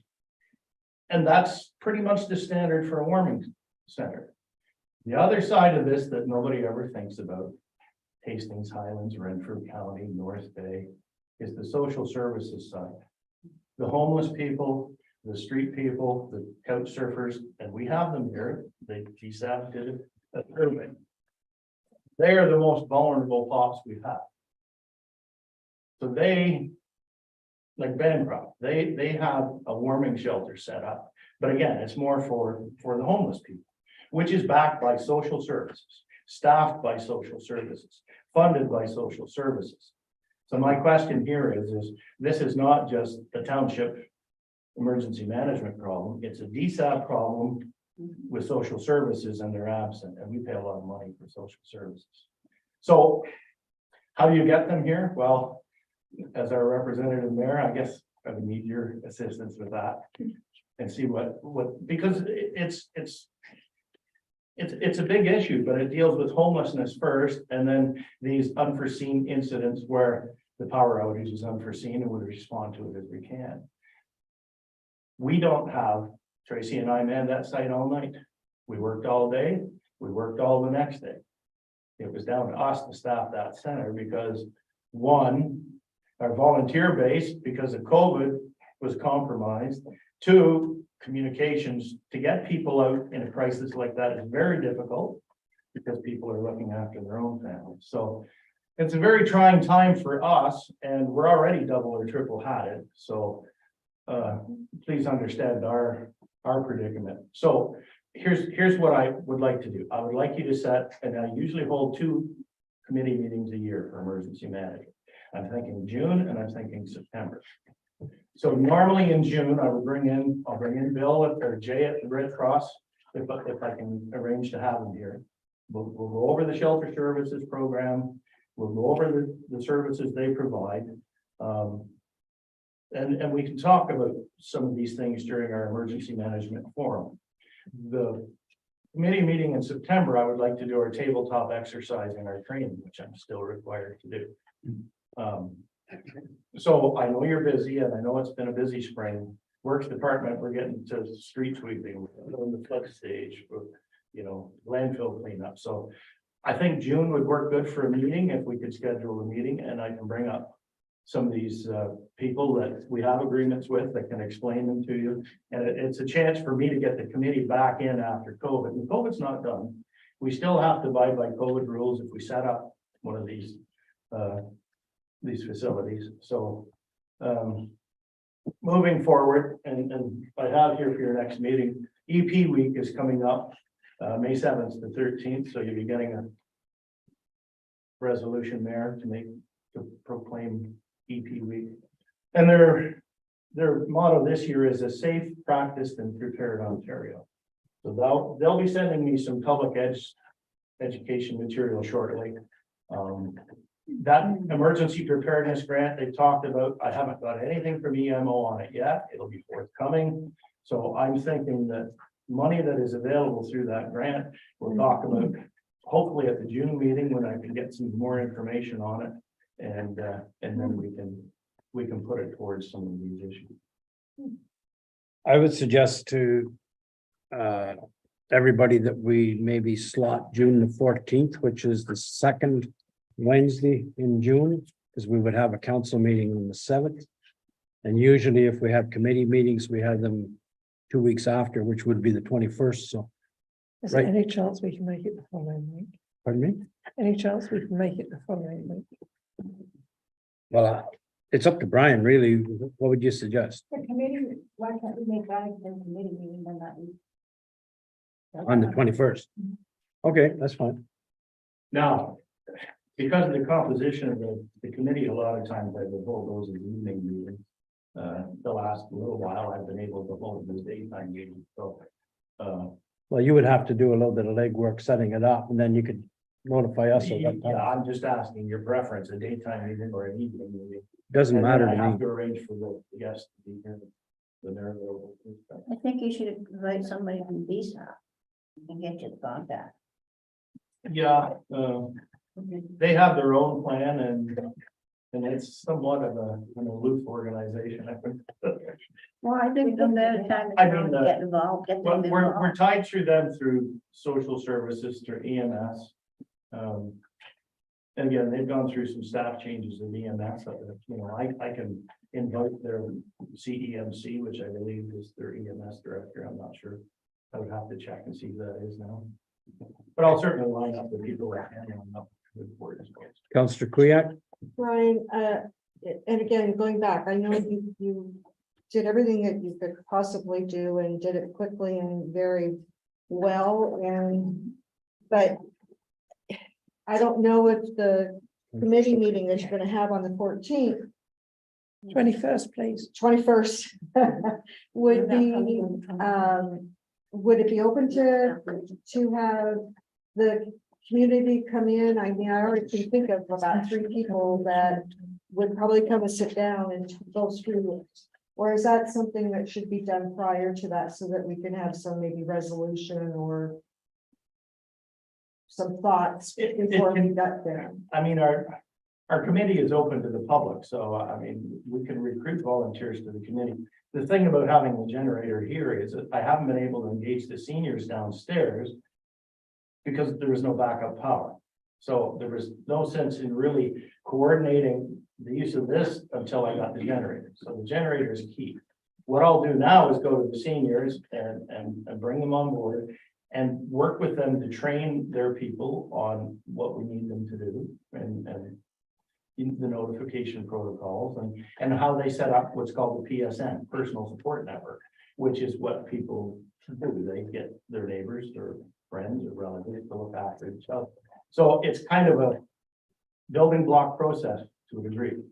Brian, it's been suggested to me that the 21st doesn't work either. That's National Aboriginal Day. Oh, yes. So the mayor will be occupied otherwise. Okay. It doesn't have to be a Wednesday, I don't think, does it?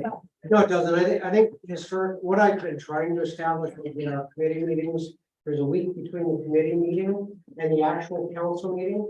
And the reason I do that is so that if there's any items that need to go to council for final ratification, there's only a small gap. Because what I found when I first came in, sometimes they'd have a committee meeting and the very next week you're having a council meeting. Well, you're having a meeting on Wednesday for committee and the following Wednesday you're having a council meeting and you didn't have time to process all of the agenda items onto the council agenda to get them approved, or you were scrambling to get them organized and again reports to prepare. You didn't have time to get everything done properly and it would be a whole month. So we can meet whenever it's convenient for council. I mean, that's not an issue. If council finds that, you know, Tuesday afternoon or Monday or Thursday is better than a Wednesday for an extra meeting, we can certainly do it at council's convenience and leisure, right? I mean, we're here 5 days a week, so it's a matter of what's convenient for the elected. Joe's looking at a schedule. Well, I don't have I know some stuff in the back of my mind, but they're all on weekends and we don't have meetings on weekends, so. No, so I mean, a daytime or an evening one works It fine. looks like we may have to go to a Tuesday. That week of the 14th, you're out that week. Whole Yeah. week? Okay, so any other day except Wednesday on the week of the 18th to the 24th And Ian wouldn't be available, obviously it's fire chief on the interim, so for that week. for that week, it's his. Okay. What about the 20th instead? So it has to Yeah, be it's in the fine. third week and not Wednesday. 22nd. The third week of June, not a one. Okay. I'll- Mondays and Fridays are usually bad. Yeah, So that leaves you the 20th or the 22nd. Tuesday or Thursday, yeah. Why don't you see Jay, Brian, see what he says first? yeah, well, I mean, he'll come up, he comes up from Ottawa and, yeah, so I mean, our committee is formed up of various agencies. That's Melissa at the Health Unit, that's the Red Cross. You know, and certainly members of the public are welcome. As long as we don't overflow the space here. Well, I think what I'll do is I'll approach a few people and maybe have a meeting somewhere that I can talk to them about their concerns, because I sat out my house nice and warm. I didn't have any issues with a generator, right? But it never it crossed my mind that, you know, others were going to have issues, and, you know, Well, Laura I even moved my said, mom in, yeah, but I didn't know one of my neighbors, senior, she was sitting there in her house cold and didn't do anything about it. I right. mean, So, you know, maybe- public education is probably a big thing, but from a community standpoint, people need to know what we are legislated to do and provide. The medical centre, Jim Imansky would know about vulnerable people in the township, probably more than anybody else. Yeah. And that should Jim's a be, member of our committee. yeah, so vulnerable persons need to be brought to all our attention. In the event of this situation, I believe. Yeah. So you're gonna contact Jay, and then you're going to let us know what date the meeting is gonna be? Yeah, so you've given me a guideline for meeting dates and then I'll contact several people. 20th. Yeah, exactly. I mean, the shelter services program, there's a lot to it. And I can bring out the diagram for them and I'll put it on the screen so you can actually see how it's to be set up. And it's all ready to go. I know how it works. It's just a matter. It's a slight delay response time for the Red Cross to come. Now, a warming center or a reception center initially is up to us to staff until the Red Cross will come. Or a warming center, we staff it until it closes. So I mean, there's staffing issues and I mean, volunteer recruitment has been tough through COVID. I mean, we can bring that back a bit and, you know, so certainly I think you'll feel a lot better once you get the background of what's actually in place and how it works. Because I think this is something that definitely needs to be addressed, because it seems to be occurring more and more and more, right? Like, look what's happened in Eastern Ontario and Quebec, right? There's people still without power. 4 days, and how many deaths, right? Because people were using Yeah, their barbecues and stuff. barbecues to Right. stay. So I'll nail down some schedules and when these folks can show up and I'll send a note back to you all and we'll confirm a date on that. Perfect. Okay, But thanks. I'm looking, yeah, like June would work very good sometime. Thanks, Brian. If we can move on to the next bullet point now, it's the discussion about Saba's request for financial support. I don't know where we want to start. Maybe as chair, I'll stick my neck out like I usually do. I don't feel comfortable going to the taxpayers. And essentially, that's what we would do if we contribute any money. We don't have any money of our own, it's taxpayers' money. I don't feel comfortable with taxpayers supporting businesses. They support them by using their facility, not by paying taxes to support them. That's only my opinion. Anybody else want to take the floor? You go ahead. I think they were asking for a few things, right? Not only a monetary report, but they were also asking to be part of the economic development. And something else, can't QR remember. code, What was it? QR code. Oh, right, QR code. Now, that I don't understand, the QR code, I'm sorry. So if I can give you some history, when we did those maps that we have, the village map. Or, I can't remember the name of them right now. And they had, Wayfind, thank you. They had asked to put a QR code on them at that time. At the time, the committee had, their website wasn't up and running at the time. So it was suggested that they not put them on there because of the website not being on, and that we would include them as a link on our website with all the other businesses. So that's, so So, it's a little QR code, so when you hold your phone up, I think it goes to their website.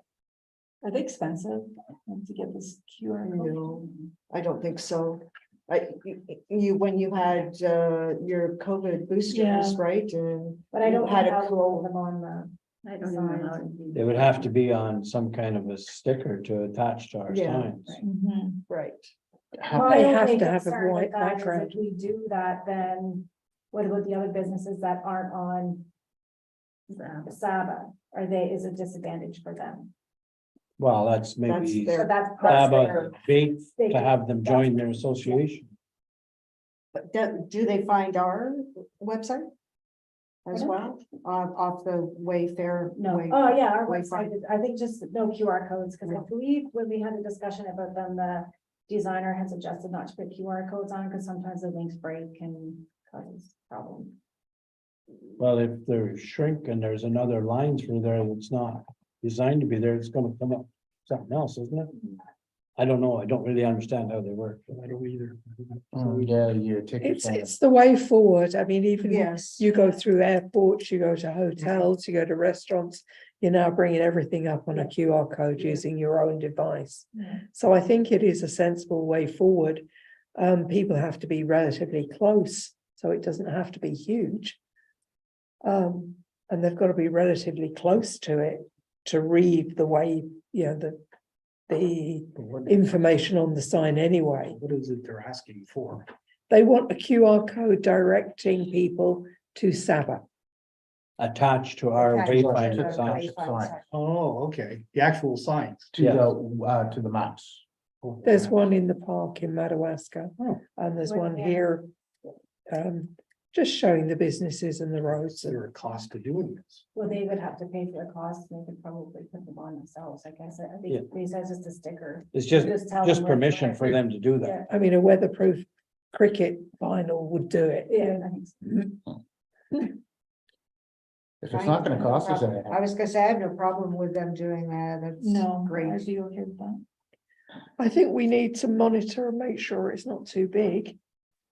And an appropriate size for the QR code, Yes, right. so it doesn't dominate the sign. Yeah. And put in a place where it doesn't cover up any of the Yes. other information.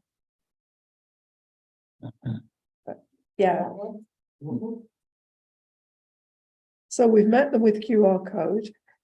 What's consensus is that it's not taxpayers' money to support them for their various organizations, etc. They're asking for $5,000. They're asking for 5,000. Well, my question is, what exactly is that for?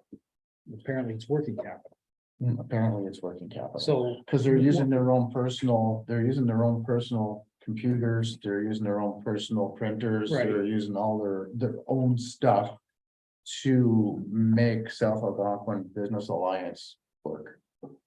So now what they're doing is they're requesting money, I guess, to sort of set up an office.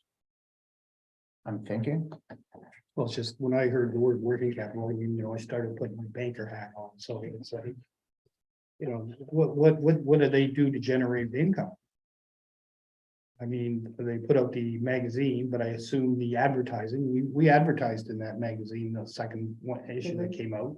We took out, I think it was a 2-page ad. It's $500 or something. I thought it was more than that. It takes time and effort to apply for the grants that they have successfully done. I mean, you have to give credit where it's due. Yeah. Oh, absolutely. Oh, absolutely. They have done that, and that's Yeah. time and effort on personnel. And I went to their website and I went through it over the last couple of, it's actually pretty decent. thought It is a pretty very impressive. good one, yeah. But, you know, there are just certain things, like I said, what are they doing to generate the income to meet their daily expenses? I don't think they have enough people that have joined that pay an Well, annual that's what I was gonna say. subscription. I like- think like- that's the issue. But there are other ways of moving, like Chamber of Commerce things. They do fundraising events and they do these other types of things too. Even a simple raffle with a decent it's- prize. It's only 2,000 a year, 2,000 a year. isn't it? Or how much is it? For their corporation fees. What They're corporation? they're incorporated Yeah, and It's a they, one-time fee. it's a one-time fee. no, I believe I believe it's continuous. Well, it's not. I incorporated our business, it was not, No. but I don't know I've different incorporated the rules. Archery Club too. It's one It time. generally costs Yeah, you but like I- 1,500 or 2,000 to. I think 700. there's two, and I don't know enough, so I won't comment, but I thought there was two different ways of being incorporated. Well, for And they're business not or for profit, so. Yeah. for profit and not for profit. Not for profit, there's a one-time fee, because I've done, Right. and they said they're not for profit because they're eligible for Or grants. tax-free contributions. Well, I have no idea, why they want it then. Yeah. Because they want to have bingos, and you can't have bingos unless you're a registered not-for-profit Right. Which is organization. fine, like, but that's what I'm saying, like, what are their sources of revenue? Because you're not for profit. Technically, you are for profit. Because when you operate a nonprofit business, you have to have rather than just looking at per se a profit, it's the cash flow. You gotta be able to have that surplus cash in order to fund your programs or expand any programs that you want to do in the future. You can't use lottery profits to fund your own costs. You've got to donate that out, or you lose your nonprofit status. Like, do we know how many active members they have? Mhm. I don't believe it's as many as they would like. That was all part of the presentation. I don't remember them saying how many, Yeah, how many. that was part of the presentation. I can't remember how many active members that they have. Well, they got 6 new businesses were created, 10 jobs retained, and 15 new jobs. Yeah. And, from my understanding too, I mean, they're very good at getting these grants approved, Mhm. but when you get a grant approved, that's not gonna help your day-to-day operating costs. But usually in the grant application, is there not some money allocated to, I don't know, to structure the grant? I don't, I've never done a grant proposal. I haven't either, so I don't know. And then when they're doing the grants, they seem to be offering that service. Have they Free. talked to you about the? And I know they mentioned that they was thinking of starting, that they're just accepting a donation. I think they This should is a good time for it. put on trying to some, charge for that. I mean, because, whatever business, because they're doing the grants for these businesses, right? They're not doing the grant for Saba itself. That's right. They're doing it for the individual businesses. Well, I think in their mind, they're doing it for the community. Yeah. To bring people to Suffolk, Mhm. so. And I mean, the one that they have for the rail trail going through the multi-purpose ran into thousands and thousands of money they got Yes. to do that. So credit where it's, Yeah. I think what they're looking for is some form of recognition from this township that they are Saba, they're doing stuff in the community. They're bringing grants into the community, they're bringing some business into the community. Maybe that's my feel of it. That's what, I mean, I would not be in favor of granting $5,000. I am in favor of, I understand where Councillor Floyd's coming from, that it's taxpayers' money. But I am in favor of, if council chooses, of giving them some form of donation. For their effort and what they are trying to do in this town. Yeah, I was thinking like half of that.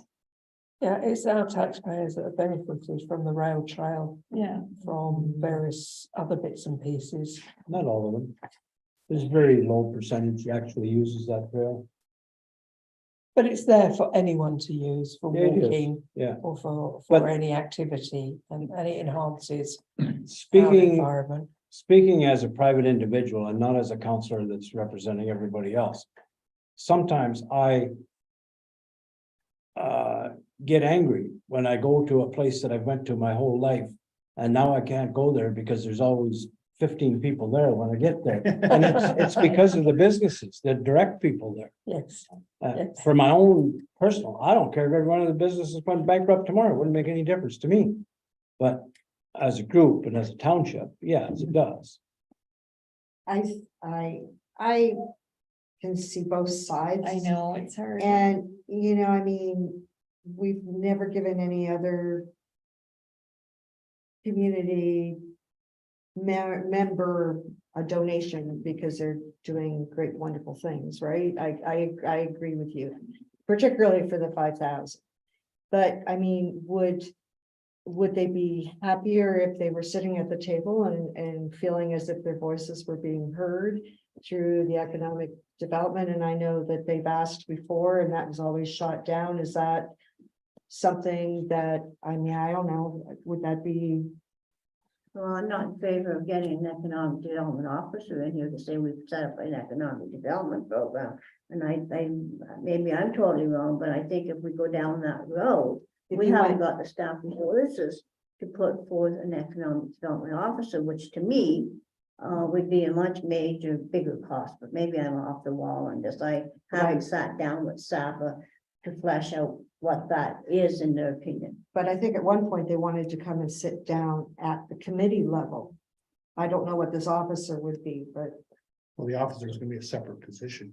I'm Oh. certainly, That was what was discussed. I would Is that what certainly you want be to say? willing to listen to their ideas.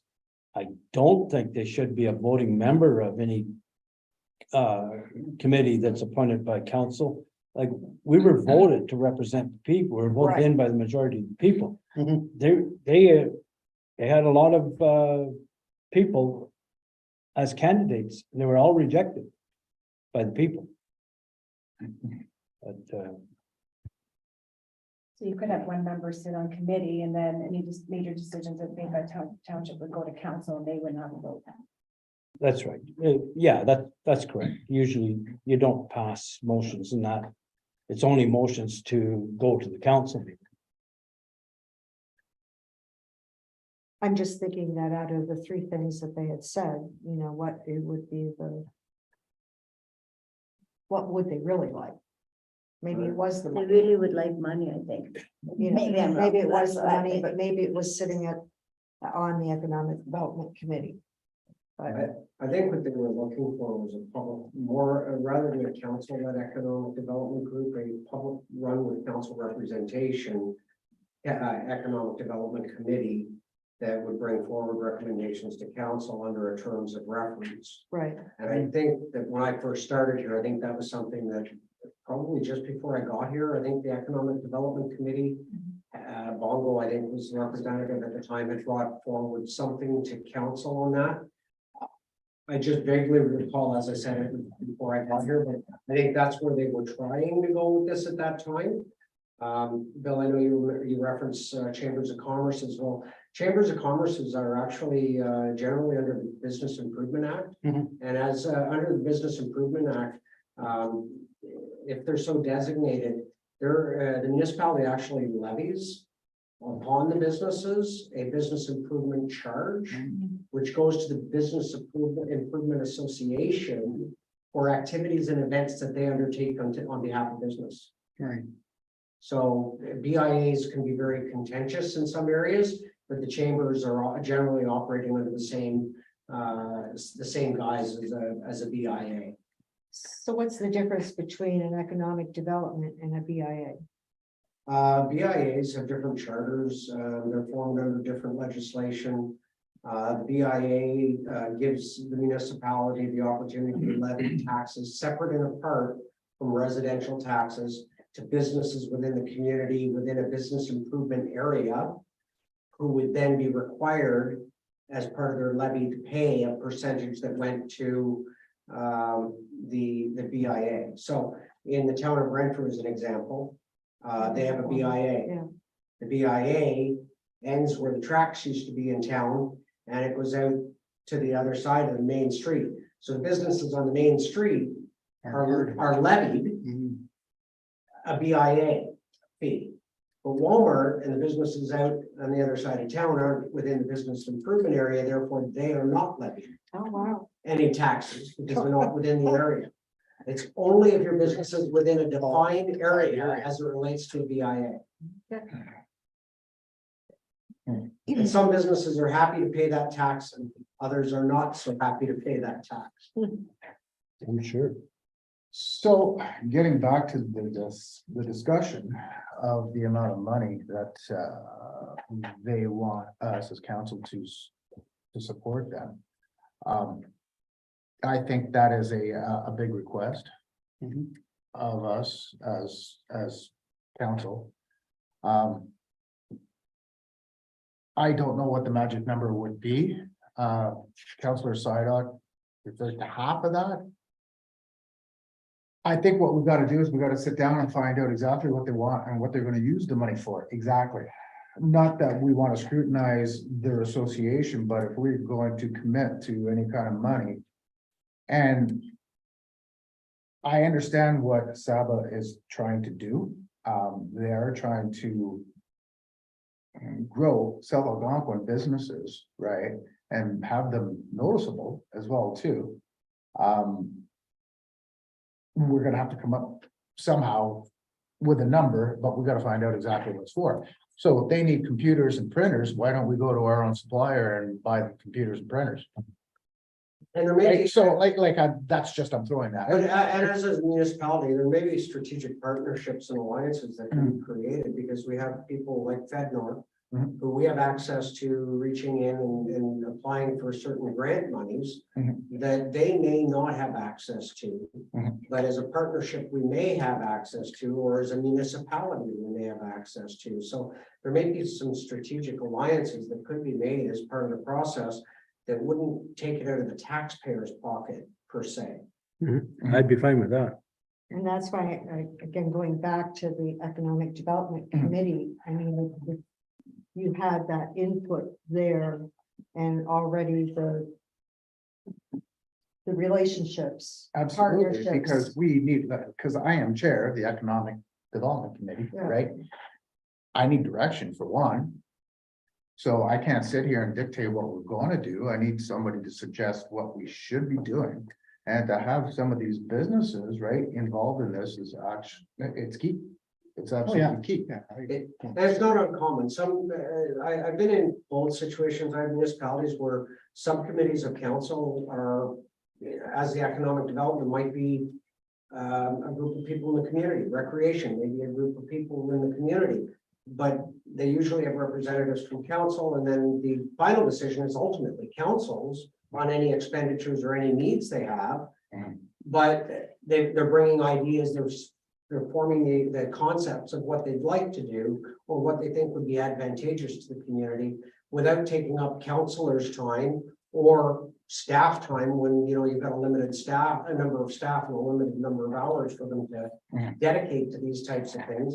Occasionally, you might have a staff person that comes in as a recording secretary to make sure that the notes are made appropriately and brought back to finalized and brought back to council for consideration. But yeah, I've sat in other areas where council chooses, that's what they're gonna do. They're gonna be the economic development group, period, full stop. And they don't want any input. So there's two different schools of thought on it. And I've seen both work with varying degrees of success. Okay. Thank you. So how do we move forward? I think we move forward with, Bryderson is asking Saba to provide us with a list of what they want the money for. And that's what I'm hearing anyway. So, Okay. That's a first step, but the request will probably come back to the table again. Maybe a full page this time. Now, we do have a formal municipal grant policy also that was implemented during the last term of council. I mean, certainly they could go through the process and review that document and submit a formal grant request in that through that process. So there's different ways that we can look at this, I think. Whether or not, and it may reach what your concern is. In terms of what Brian they may bring forward, right?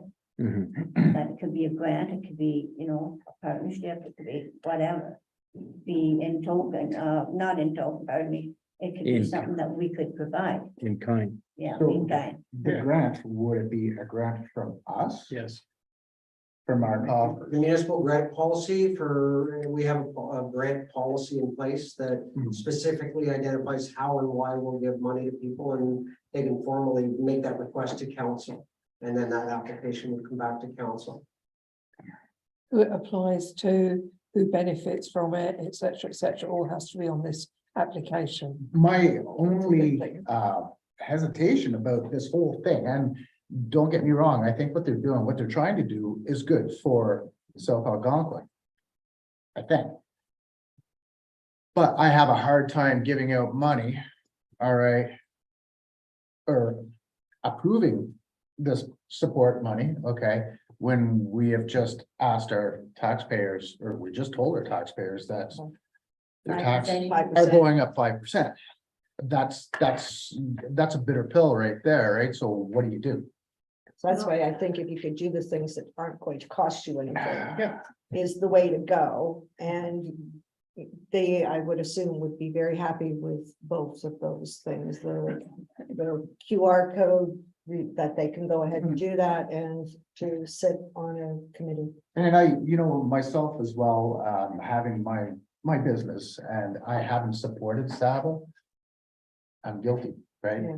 Sorry, so maybe that we should maybe try to support them by encouraging local businesses to maybe. Good input. Yes. I mean, I don't know what the standard is to be even a member of Saba, because the pictures that they promoted, one of the people on there is not a resident of South Algonquin, does not own property in South Algonquin, does not own a business in South Algonquin.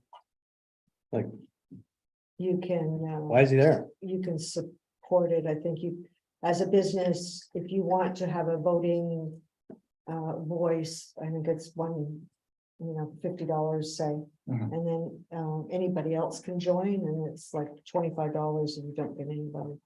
You're supporting There's a it. couple freebies too. Oh, is there? So there's a couple different levels of Yeah. being of membership. One's like a full membership. the other's Sort of a half membership thing and that type of That explains a bit. thing. Okay, so it's agreed that we're all in agreement with the QR code, although the staff will outline where and what size. I think a resolution back to council for the QR code, and I think,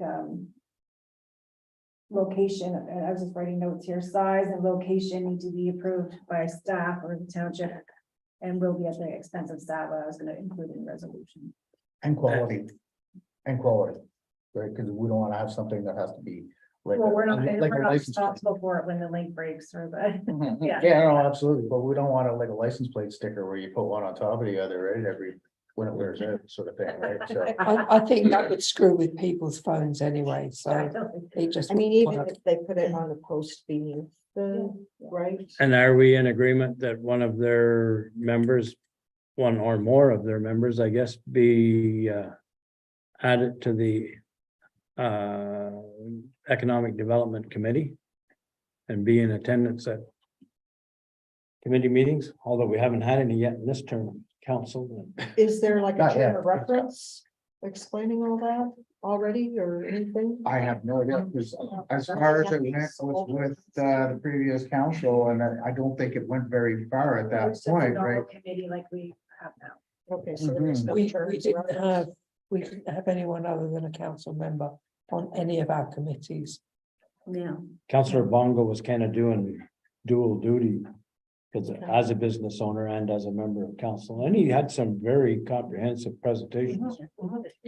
Is, just gonna throw this out here, is Bongo a member of Saba? I believe he He is. was Okay, last year. he because I'd was. absolutely, I'd absolutely be willing to work with Bongo, because. And Angela, of course, as well too, right, so.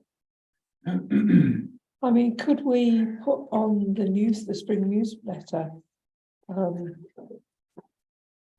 some reference to Saba as well. That they are in existence and they have a lot of information to offer Right. and encourage businesses to join. Do we have a I link mean on that our website? that would be something positive for them, surely. Mhm. Instead of Friends of Algonquin Park, they'd be Friends of South Algonquin Township. That's sort of, Relationship. I'm just concerned with that, to be honest, and I'll tell you why. And maybe we can put, I don't wanna. I think our newsletter should be South Algonquin items, and then here's my concern, and if we do that with Saba, what do I do with, what do we do with the business that doesn't want to belong to Saba, that come to us and says, promote my business too? That's my concern.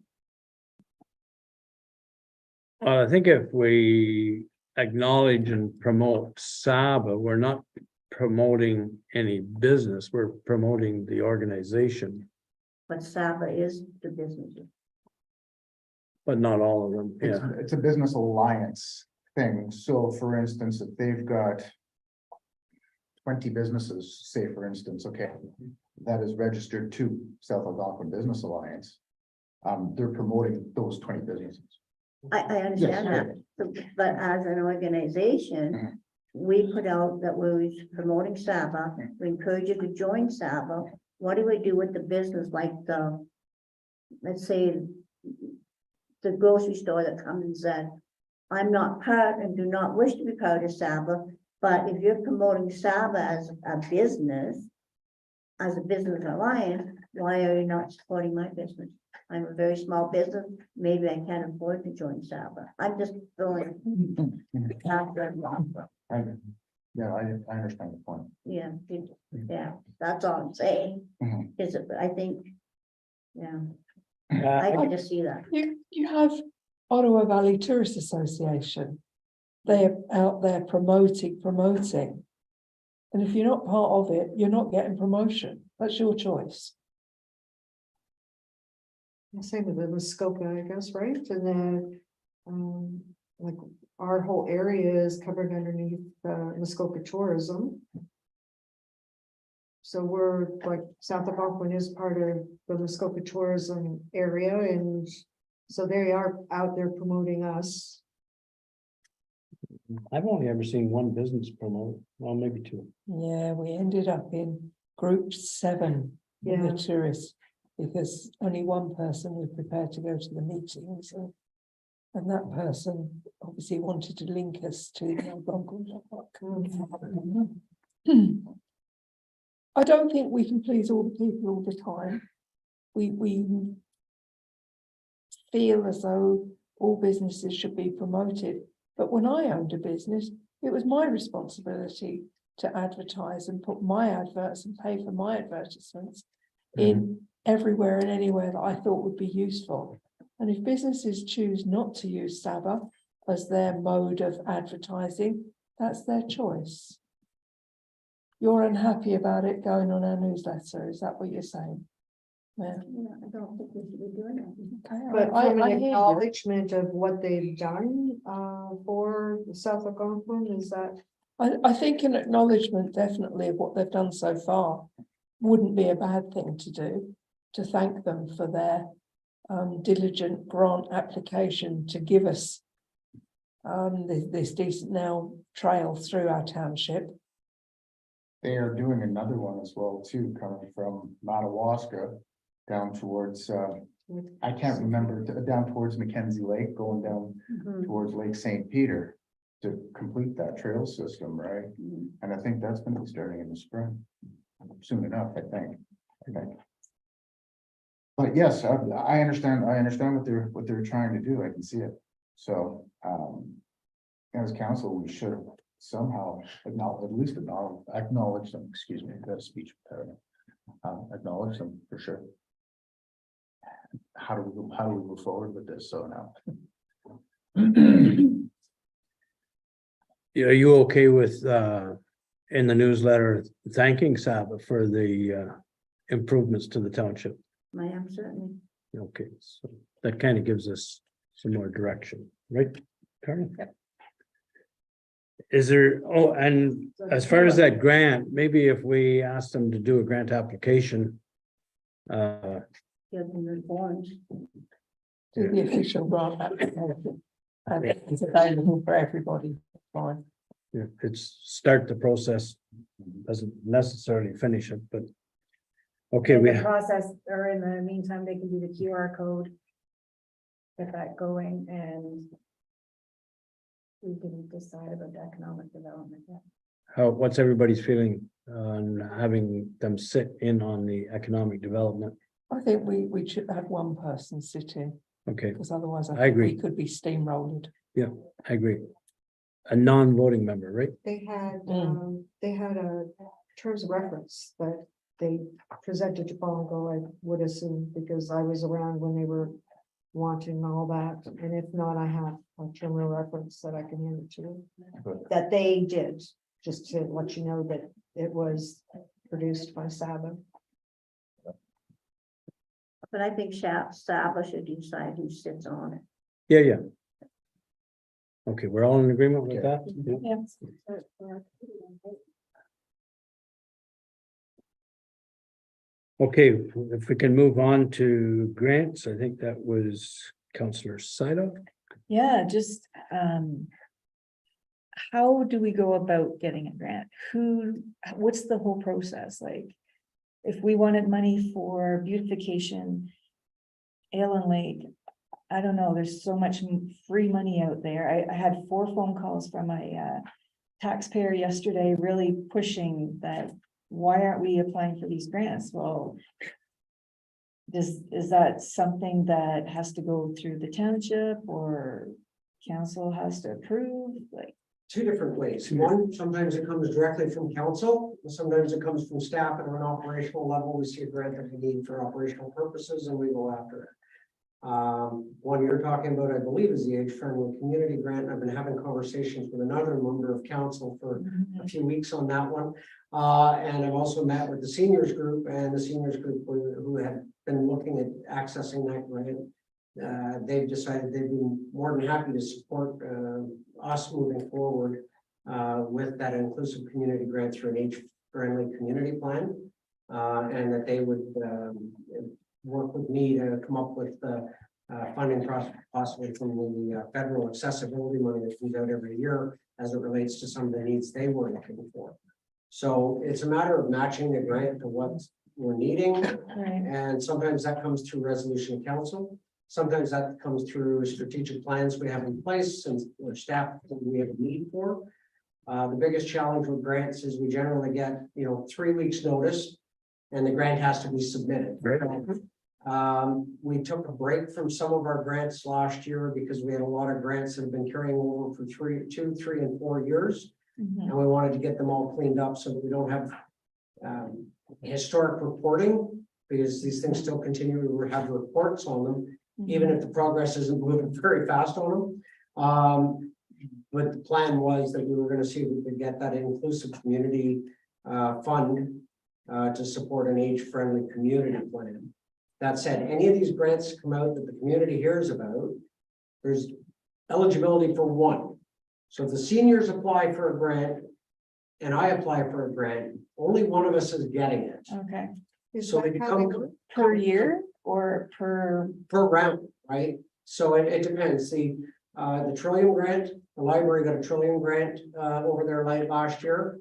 I can't apply for another Trillium grant, so I missed out on their building community component because the final reports hadn't been submitted because they were still waiting for their shelves to come in to be able to file the final report. So as long as there's a grant out in the community, we can't touch a second. In most cases, not all, but most. So the challenge is I'm competing against the nonprofits every time I apply for a grant. Sometimes it's more important for the nonprofit group to get the grant than it is for me. But certainly, we can all apply, but we're not all getting them. So as you know, that email went out, right, again? So I had to quickly look and go, okay, it's the same grant, first of all. But meanwhile, there's been a lot of talk in the community And Lori's gotten, like she said, Four calls four yesterday. calls I'm yesterday. probably gonna get 5 today. Is this the Find same out. one with the same person that I'm Yeah. thinking of? And This is that, the accessibility grant right. that I'm looking at right now. How And am then to I ended answer? up getting a couple, and again, it was like, okay. I sent you that quick email yesterday, going, well, where did the seniors downstairs leave off? Because in my mind, yes, you can't compete. And then, but can you? I don't know. No, So- well, you can, but the challenge is that the municipality is gonna look bad when we get, if we get the grant, because we've structured our grant better for a more important process Right, in the point evaluation system than if the seniors. So if the seniors are applying for something, it's probably better that I don't apply, and that way they don't have the local competition for that one grant, because they probably need the money more than I do, right? Every penny they get is hard for them to get. But like I say, if we don't have anybody specifically that sits and writes a grant every time one comes open. That's part of generally my job and Jen's job, and or if somebody else on staff, road superintendent's a grant, you know, like our summer students every year, Jen sends out an application for summer students and we get some money. Every year we apply for some money from the feds for Canada. So you see these grants coming in all the time. We see grants coming in all the time. It's rare that there's one available that I'm eligible for, that I don't see. I probably have I'm more apt to miss one today dealing with FedNor and the group in the north than I was when I was with the Eastern Ontario group, only because they've got a woman that's in the Eastern Ontario group that is very, very quick to reach out to the municipalities by email. The day that an announcement gets made, she's sending out, here's the grant, here's the criteria, and she literally will walk you through what she needs to approve the grant, because she does all the approvals. So it's a little less because we don't have that communication with the FedNor and the group up there. I'm hoping that when they come in, they were supposed to be in last week. I'm hoping when they come in here from FedNor and such that Sava's kind of organized, that we can build that relationship, because in all fairness, the woman that I dealt with in Eastern Ontario, she said, hey, if you ever need anything, just let us know and we can work with you. I know you're in the north, but half of your grants end up coming to me anyway. And I can work with you if you want, and I can let you and put you on my mailing list. So so the process here then is like I approached you and said, here, and you and I talked, and Yeah. then you've done whatever. It doesn't have to go through council to be approved that you can do the grant. no, I mean, for me to write a grant, I can write any of the grants. I mean, I can get any of my staff to sit and write a grant, I'm sure. And unless there's municipal dollars involved, I have yet to have a council concerned with getting some of our own taxpayers' money back from the federal and provincial government. But when we do have a cost sharing, some of the grants do. You know, if it's outside of my budget, or if it's outside of my spending authorities within the delegated authority, I won't submit that grant without a council approval. And I would generally, you know, if something like that came up, I may even have to call a special meeting at council, simply because they do give us like 3 weeks. Right. You know, once we've got our asset management plan in place and some of these other plans, these grants come up, we've already got stuff in the queue, Yeah. we know what needs to go next, right? But in the meantime, we're kind of trying to get stuff in place so that we know what's next. So, So my answer to this community member, when he calls me back, I can just say, well, we've missed out on this one. There's already a grant in progress. Yeah, I mean, maybe council doesn't want to have a friendly community plan. But that was really an ideal way to do it, because we certainly can address a lot of our needs at a senior level. We'll get a better understanding of what our needs are for the seniors in our community. And that would be, you know, the larger portion of our percentage of the population right now, over 55. And since 2001, we've had a 17% population rate. You know, I think the council feels otherwise, I'm more than happy to defer that to something else, but certainly in speaking with the seniors, and they were very supportive of the concept. And I know Joan, you were at a session on the age-friendly community plan? Yeah, at the conference, I sat in and it was Trey Township that did a whole presentation in regards to their age-friendly community plan. And it sort of sits right up there within the other plan, is that you have to sort of prove that you have a need before the government will, you know, give you any kind of money or grant or any of that. So this would align us with the opportunity. If a grant came forward, we'd have that, so. So if I'm correct here, so we are just going to, not a grant, but we're just gonna bypass this one for now. No, my intent was to write this. I Oh, your intent intend to is meet right, the okay. deadline on this. Okay, okay. It's on my schedule for Friday to sit and write this. Okay, so getting back to that, so then if we apply for this grant as a township. Hopefully, Saba doesn't apply for it as well. Well, they may or may not have eligibility. I didn't look at who had eligibility. Sometimes they're strictly municipal grants. Mhm. Sometimes they're municipal grants or nonprofit grants. Okay. And sometimes there are municipal agencies that are allowed. So they've got a variety. I didn't look that closely at the eligibility, but generally private citizens can't. Although they may have lots of ideas as private citizens on how to spend the money.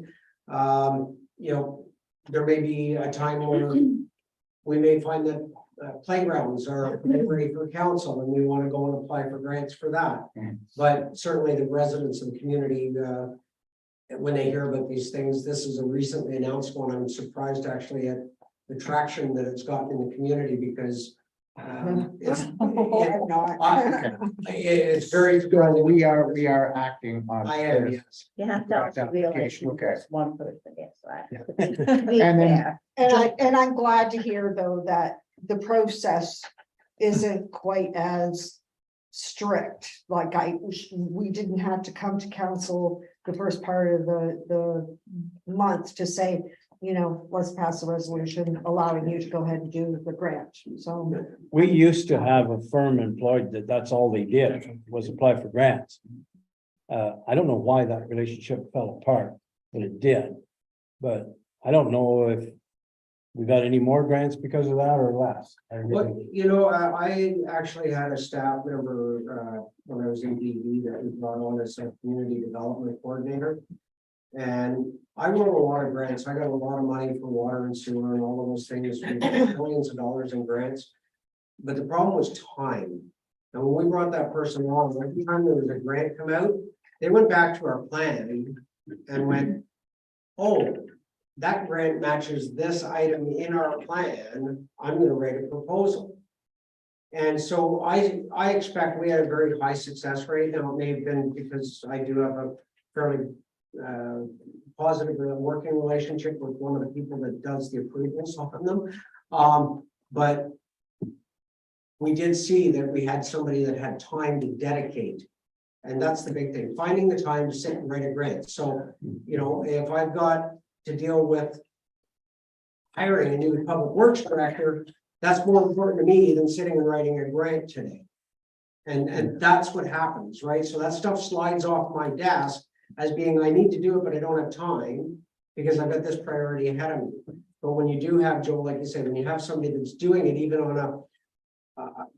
a grant by grant basis, where maybe they get paid a percentage or a dollar value for every grant they write for you, there may be economic benefit in the grand scheme of the amount of money they bring in because they actually have time. And you have somebody you can just say, oh, I got this grant, come in here, flip it to them. Where does that fit in the grand scheme of our plans? Write us a grant. So here we go. So what you're saying now is that maybe we should be doing this to alleviate some of the pressure of you having to write grants. It's certainly something to look at. Absolutely. If we can find somebody that wants to just do one-off grants for us. And we figure out a mechanism that's amenable to all parties to pay to do that. We probably could bring in, for every dollar we're spending, we would probably bring in $100 or $1,000 for every dollar we had to spend somebody to write it, maybe even more, depending on the value of the grants that we're writing. Councilman, Go ahead. I hate to be saying this, but, we have interviews at 2. And we have to meet as a group before we can do the interview, so I'm just concerned with timing. here. Yeah, we're getting close. Yeah. No, we have another meeting though. There's only one item on there at the moment, I think, Yeah. so we should be able to get out of there quick. Okay, No, I'm not suggesting. I think the suggestion is if we could find somebody to watch out for and write our grant applications is probably a good idea. So maybe give direction to staff to put some feelers out there, see if we can find anybody. The ones that we had before were 2 ladies from Bancroft. Okay. There should be records here of who it was. Yeah, I remember that. I'm kind of looking at one right here, right now. Councillor Floyd, I need to, She seems to be this grant successful. application, because we're all going to get battered with the same question. So my understanding is this application that we got this money for can get the senior $60,000. Is that the same one? Yeah, this one's 60. So that the application is going in before the deadline, therefore it's in process. Thank you Yeah, we gotta wait. Okay, very much. future discussion. Okay, let's move on. The only other item on the agenda is the speed limit signs on Major Lake Road. I've spoke to council about that before. I think everybody knows what I'm talking about. It's the speed limit changing from 80 to, I think it's 40 as you come into the village. Look, I thought it was 40, but I could be. Yeah. Right on the bend. Yeah, and going out, it actually increases to 80 before the intersection. And my idea is, and I talked it over with Brian, and we know where the signs have to go. The Victoria Street intersection and the All-Star Lane entrance are right across from each other, and it's right on a curve. And it's within the 80 km/h speed limit for northbound traffic. It has to be moved around the corner. Brian knows exactly where it has to be moved to. So we can bring a motion at the next council meeting to change the location of those signs and to add the reduced speed limit coming down towards the boat launch at Allen Lake Road. We can do it, I think, all in the same motion or bylaw, whatever you require. Brian needs some confirmation that we're going to do that because they don't have the signs in stock. He has to order them. And Brian also, yeah, You think through the intersection there, yeah. And Brian has suggested that we have like a 40 ahead sign as well as the 40 sign. The 80 ahead, I don't think you really need that because. No. It's on a curve, it's a hidden intersection, and Yeah. you can have the yellow and black placard stating that as well. Yeah. I'd have to refer to the sign manual. Absolutely. So everybody's okay with that? He's got direction, he can go ahead and order the signs, even though the bylaw's not in place yet. And we do not want a logging lorry having to anchor up for any reason there. It would be No, a I know. disaster. Yeah, it is. It's a disaster waiting to happen the way it is right now. Okay, if I can get a motion to adjourn. Motion by Mayor LaValle, seconded by Councilor Collins. That's great. Sure. 10-minute break and then waste management, yep. I didn't get a waste management Well, yeah. agenda.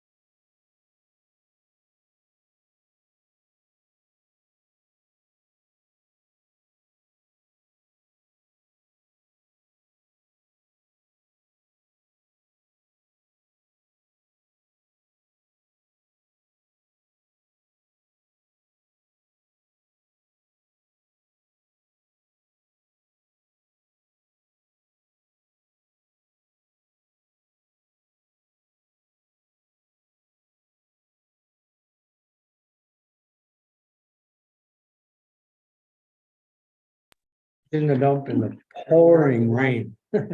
Pouring. And the grader's in the Kenzie right now. Awesome. Thank you, thank you, thank Now I'm you. here. Oh, my God, yeah, I'm dealing with. We started dead deers. Yeah, the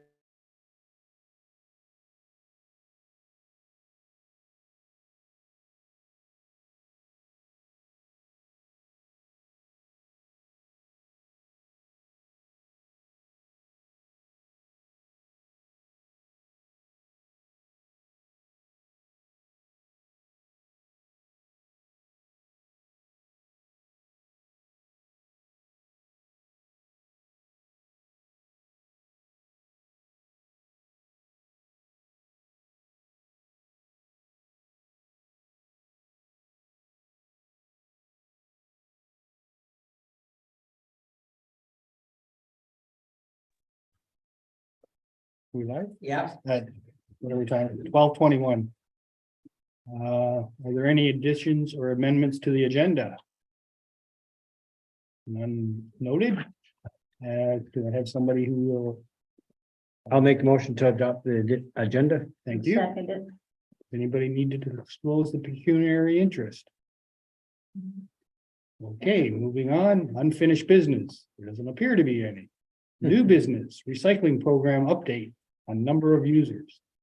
Can I add to new business as well Sure, too? sorry. Okay, thank you.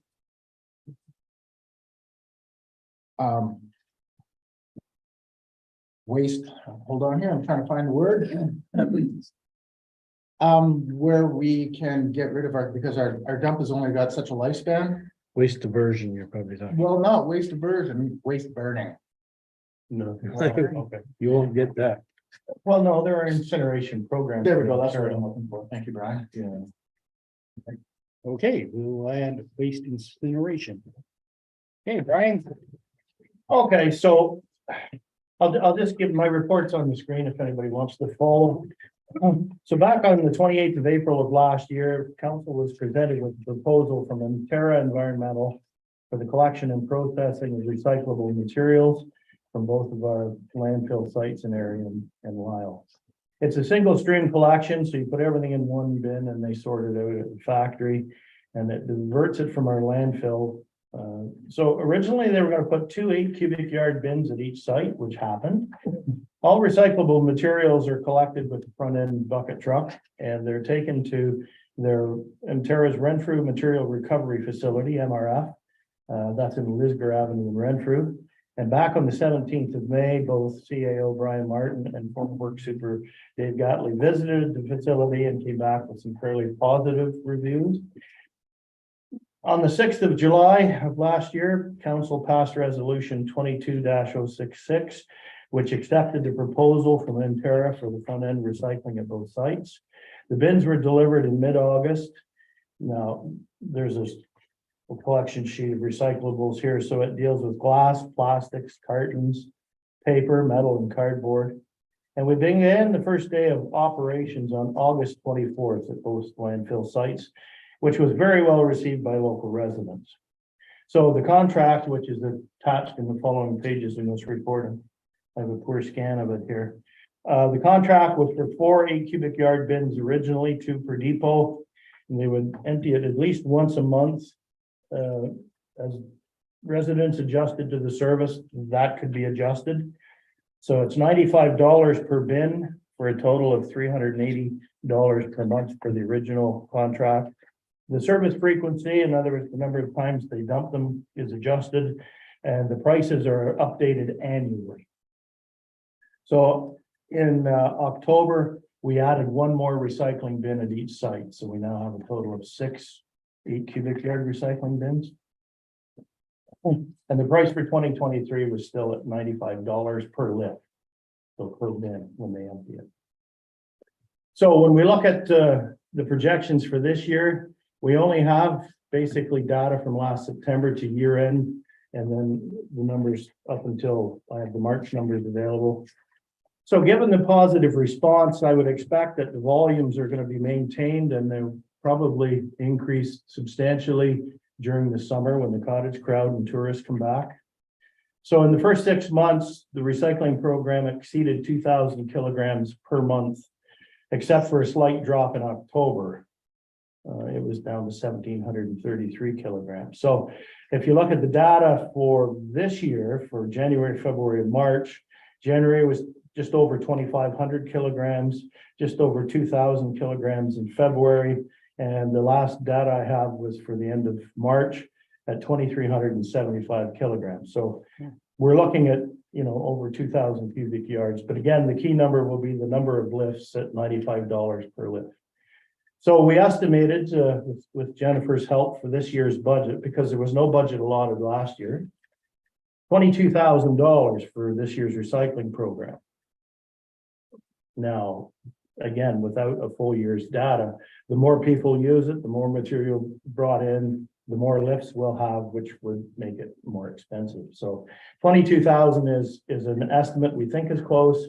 But if it is really popular and the amount of materials coming in increases substantially, it would be more than that. So I've indicated, and there's a spreadsheet which shows the truck number, the date, the amount of weight for each bin, total number of bins at each site, area and Lyle, and the total number of bins for the month on the following pages. That information was sent to JP2G Consultants as part of our annual landfill reporting, as required by the MECP. And we also have to register the recycling program on what is called the Environmental Activity and Sector Registry, which is called ESER. So I have started that process. I've had a few technical issues with Revenue Canada, of all people. So I'm still working with Quentin Sprunt from JP2G to get that system up and running and the registry online. So I've attached just a copy of the original agreement. The only thing I couldn't find, I got this through the agenda packages from council. It was a 2-year agreement with an option for a third, and I don't know what council did, if it was just 2 years or if they accepted it. Or maybe you accept the third year when it comes due, I'm not sure. That was the only thing I couldn't reference. So again, there's your monthly spreadsheet. So it shows the date delivered, the site, the weight, the truck number, and then the number of bins for each site. And that goes back to when the program began on August 24th.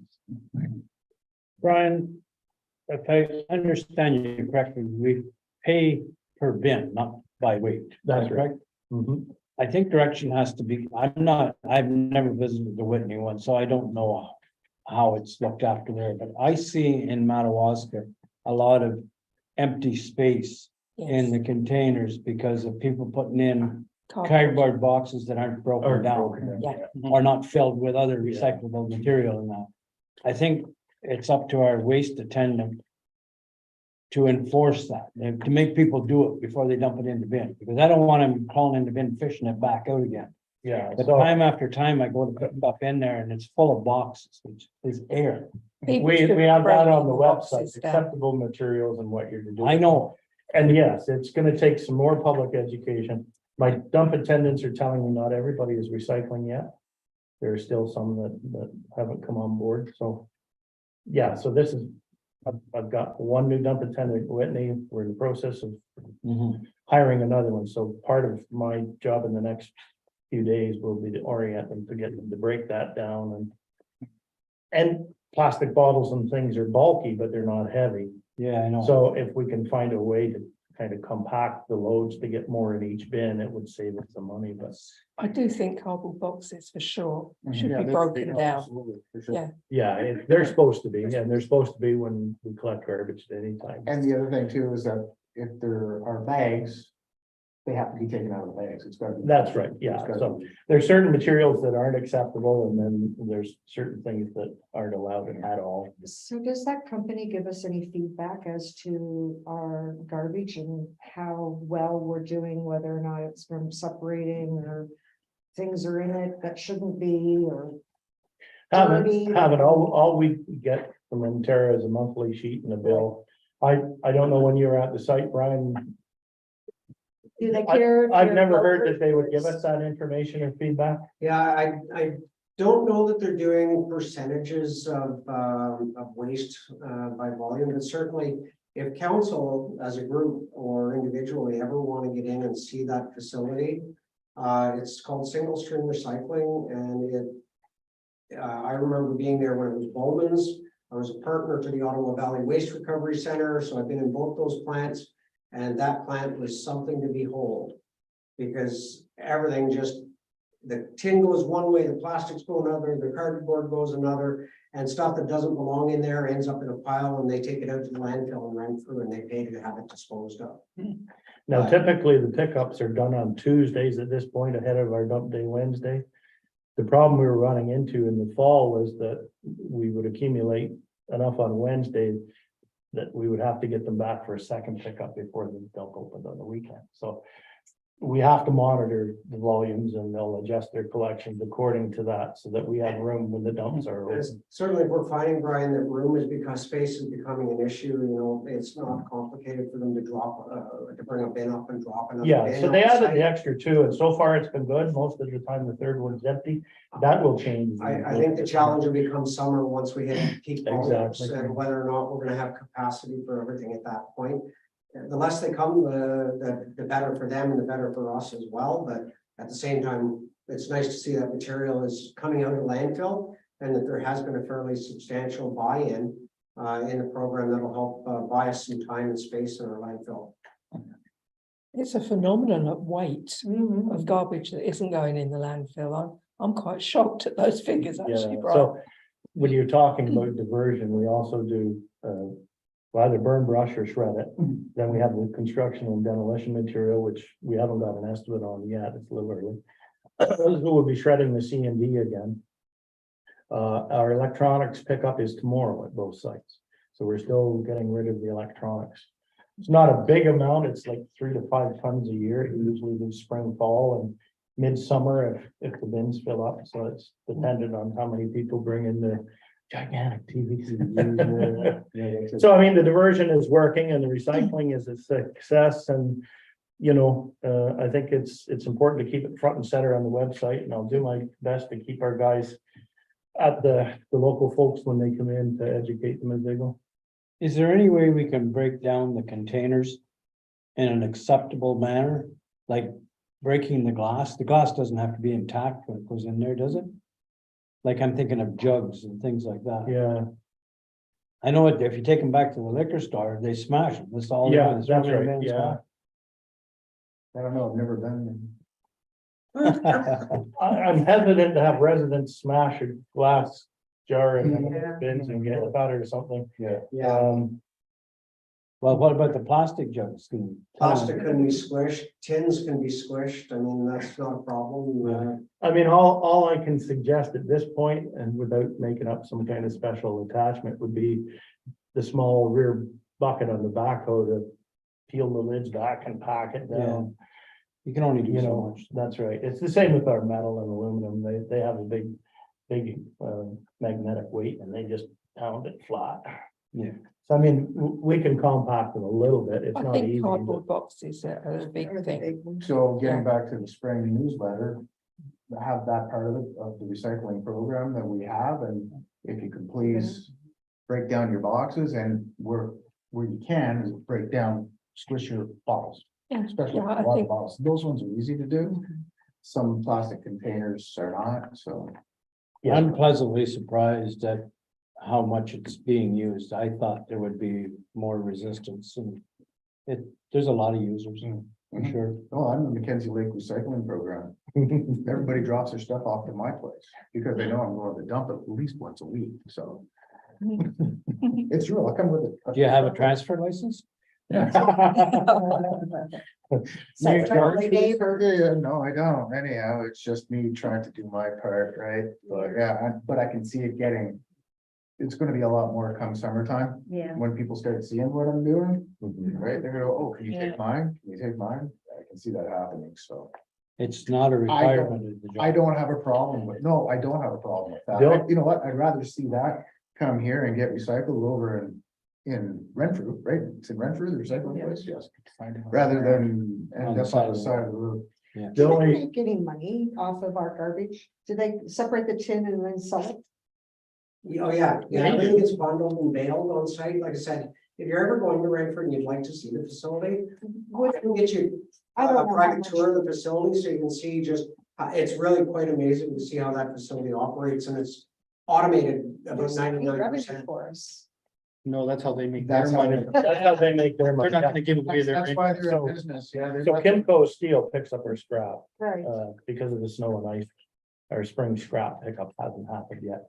But again, that's by weight, we get ticket numbers, and at the end of the year, we know how much, scrap we've taken out of there and the money that we've received for it. And do we still shred the plastics and things that we can't put into The this? construction and demolition and some brush. If conditions don't allow us. to But our burn plastic- some Brush, we would.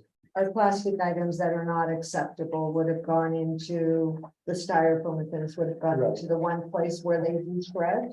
Yeah. Right? Do we still? So the shredder that they use has metal teeth on it. So when it comes to tarps,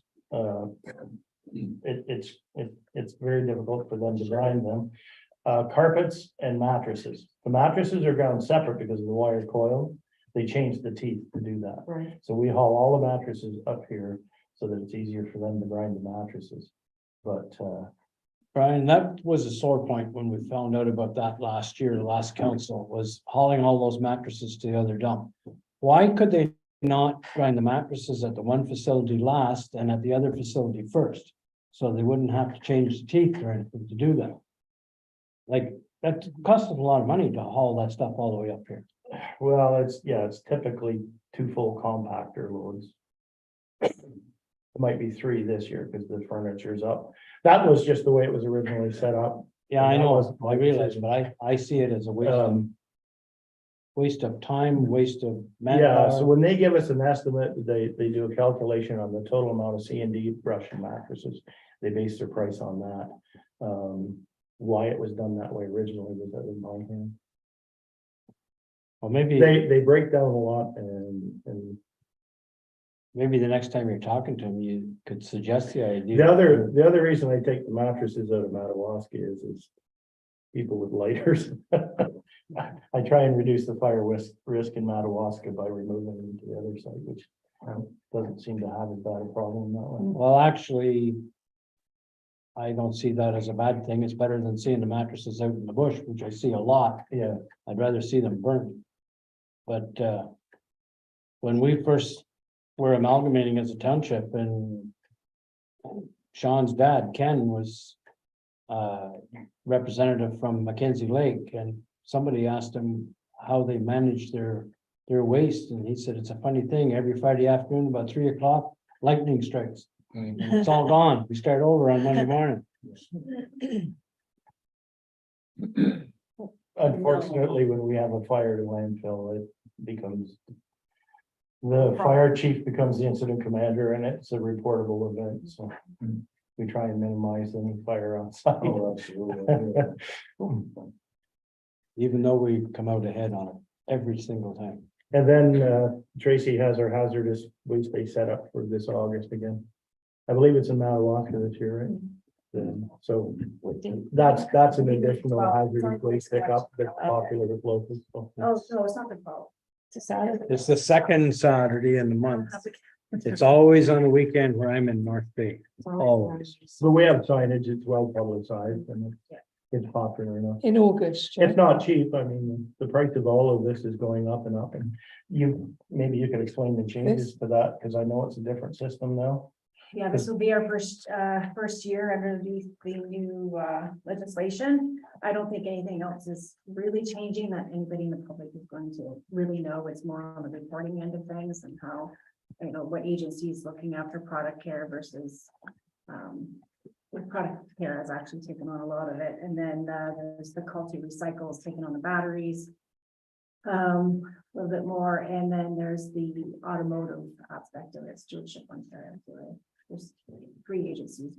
we So do. is that for scrap cars, basically? That really, I didn't. No, it's for the oil. Oh, for the fluids, which we do under hazmat. Yeah. So that's The part of, batteries. part of that. I was kind of confused about that term they use. They change it all the time, so I have to read Yeah. all the time. In July, I'll start looking into it again. And we still accept tires at plants. Yes, and they can go on rims as well. On rims? Yeah. It's better for us if they're not, because then the rims go in the steel pile and we get funded for that. Tires are just picked up for free. So we've always been collecting them without ribbons. Because that's what was prescribed to us. That was what before, but now we have to accept them on rims and maybe they have to take them when they come. That makes it actually easier for people now too, that don't have the capability of, it's better that way than having 16 or 20 tires in the bush, right, on ramps. We still. And for us, we the still dedicated prefer staff them off, member to de-rim. but we have to accept them. Yes, yeah. So was it August 12th then, I'd have to confirm, but I believe it is, yes. I Saturday? know the long weekends mixed up this year too in August, but I think it's. It's on your waste collection calendar. And the next thing will be when the snow and ice disappears a little more. We'll get our staff out and we'll do litter pickup at those sites like we do each and every spring. It's weather depending on when we can start it, but certainly there are issues with litter at those sites after. a It's long been year. very windy, hasn't it? Yes, Madawaska site's particularly bad because it's up on a hill that's windswept, so. And that's our Lots of plan for the rains. immediate future. Right now, we're still dumping in Madawaska at the Lyle site. Once conditions tighten up here in Whitney, the compactors will dump up here for the summer. We dump in Madawaska all winter because our road is in sand only, so it's easier for us to dump in Madawaska. Winter, as always. Any more questions? Moving on.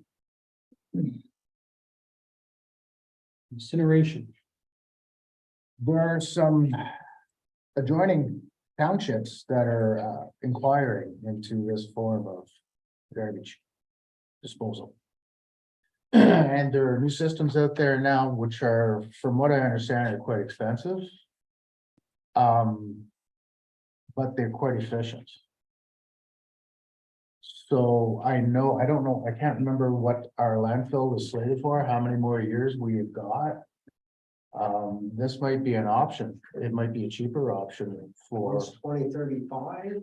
Yeah, the other one was 50 years, I think. Yeah.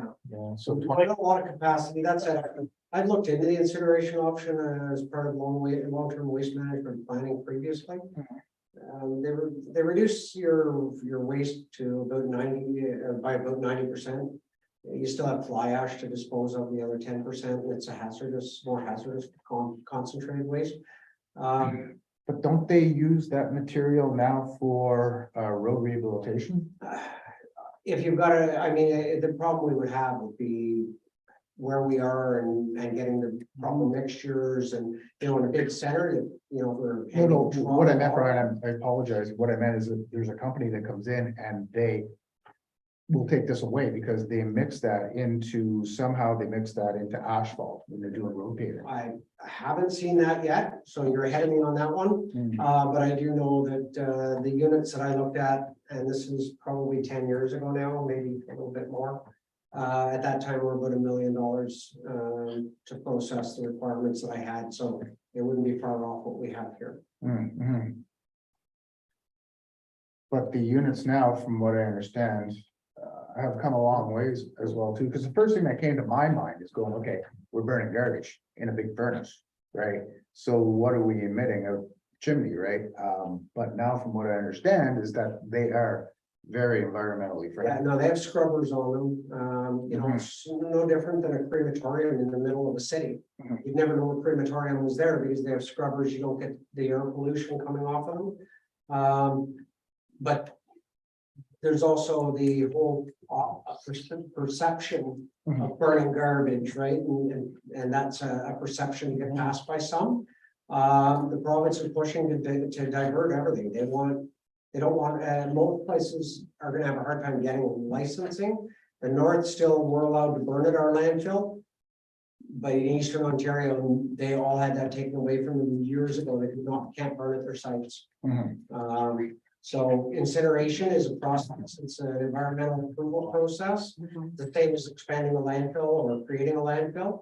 And if that's something council wants to explore down the road, certainly it's an avenue that can be at least explored as part of a long-term waste management master planning. And that's what I'm thinking of is like down the road, like for when my son or his son or whoever is going to be here and go, okay, now what do we do? Because we have no place to put our garbage.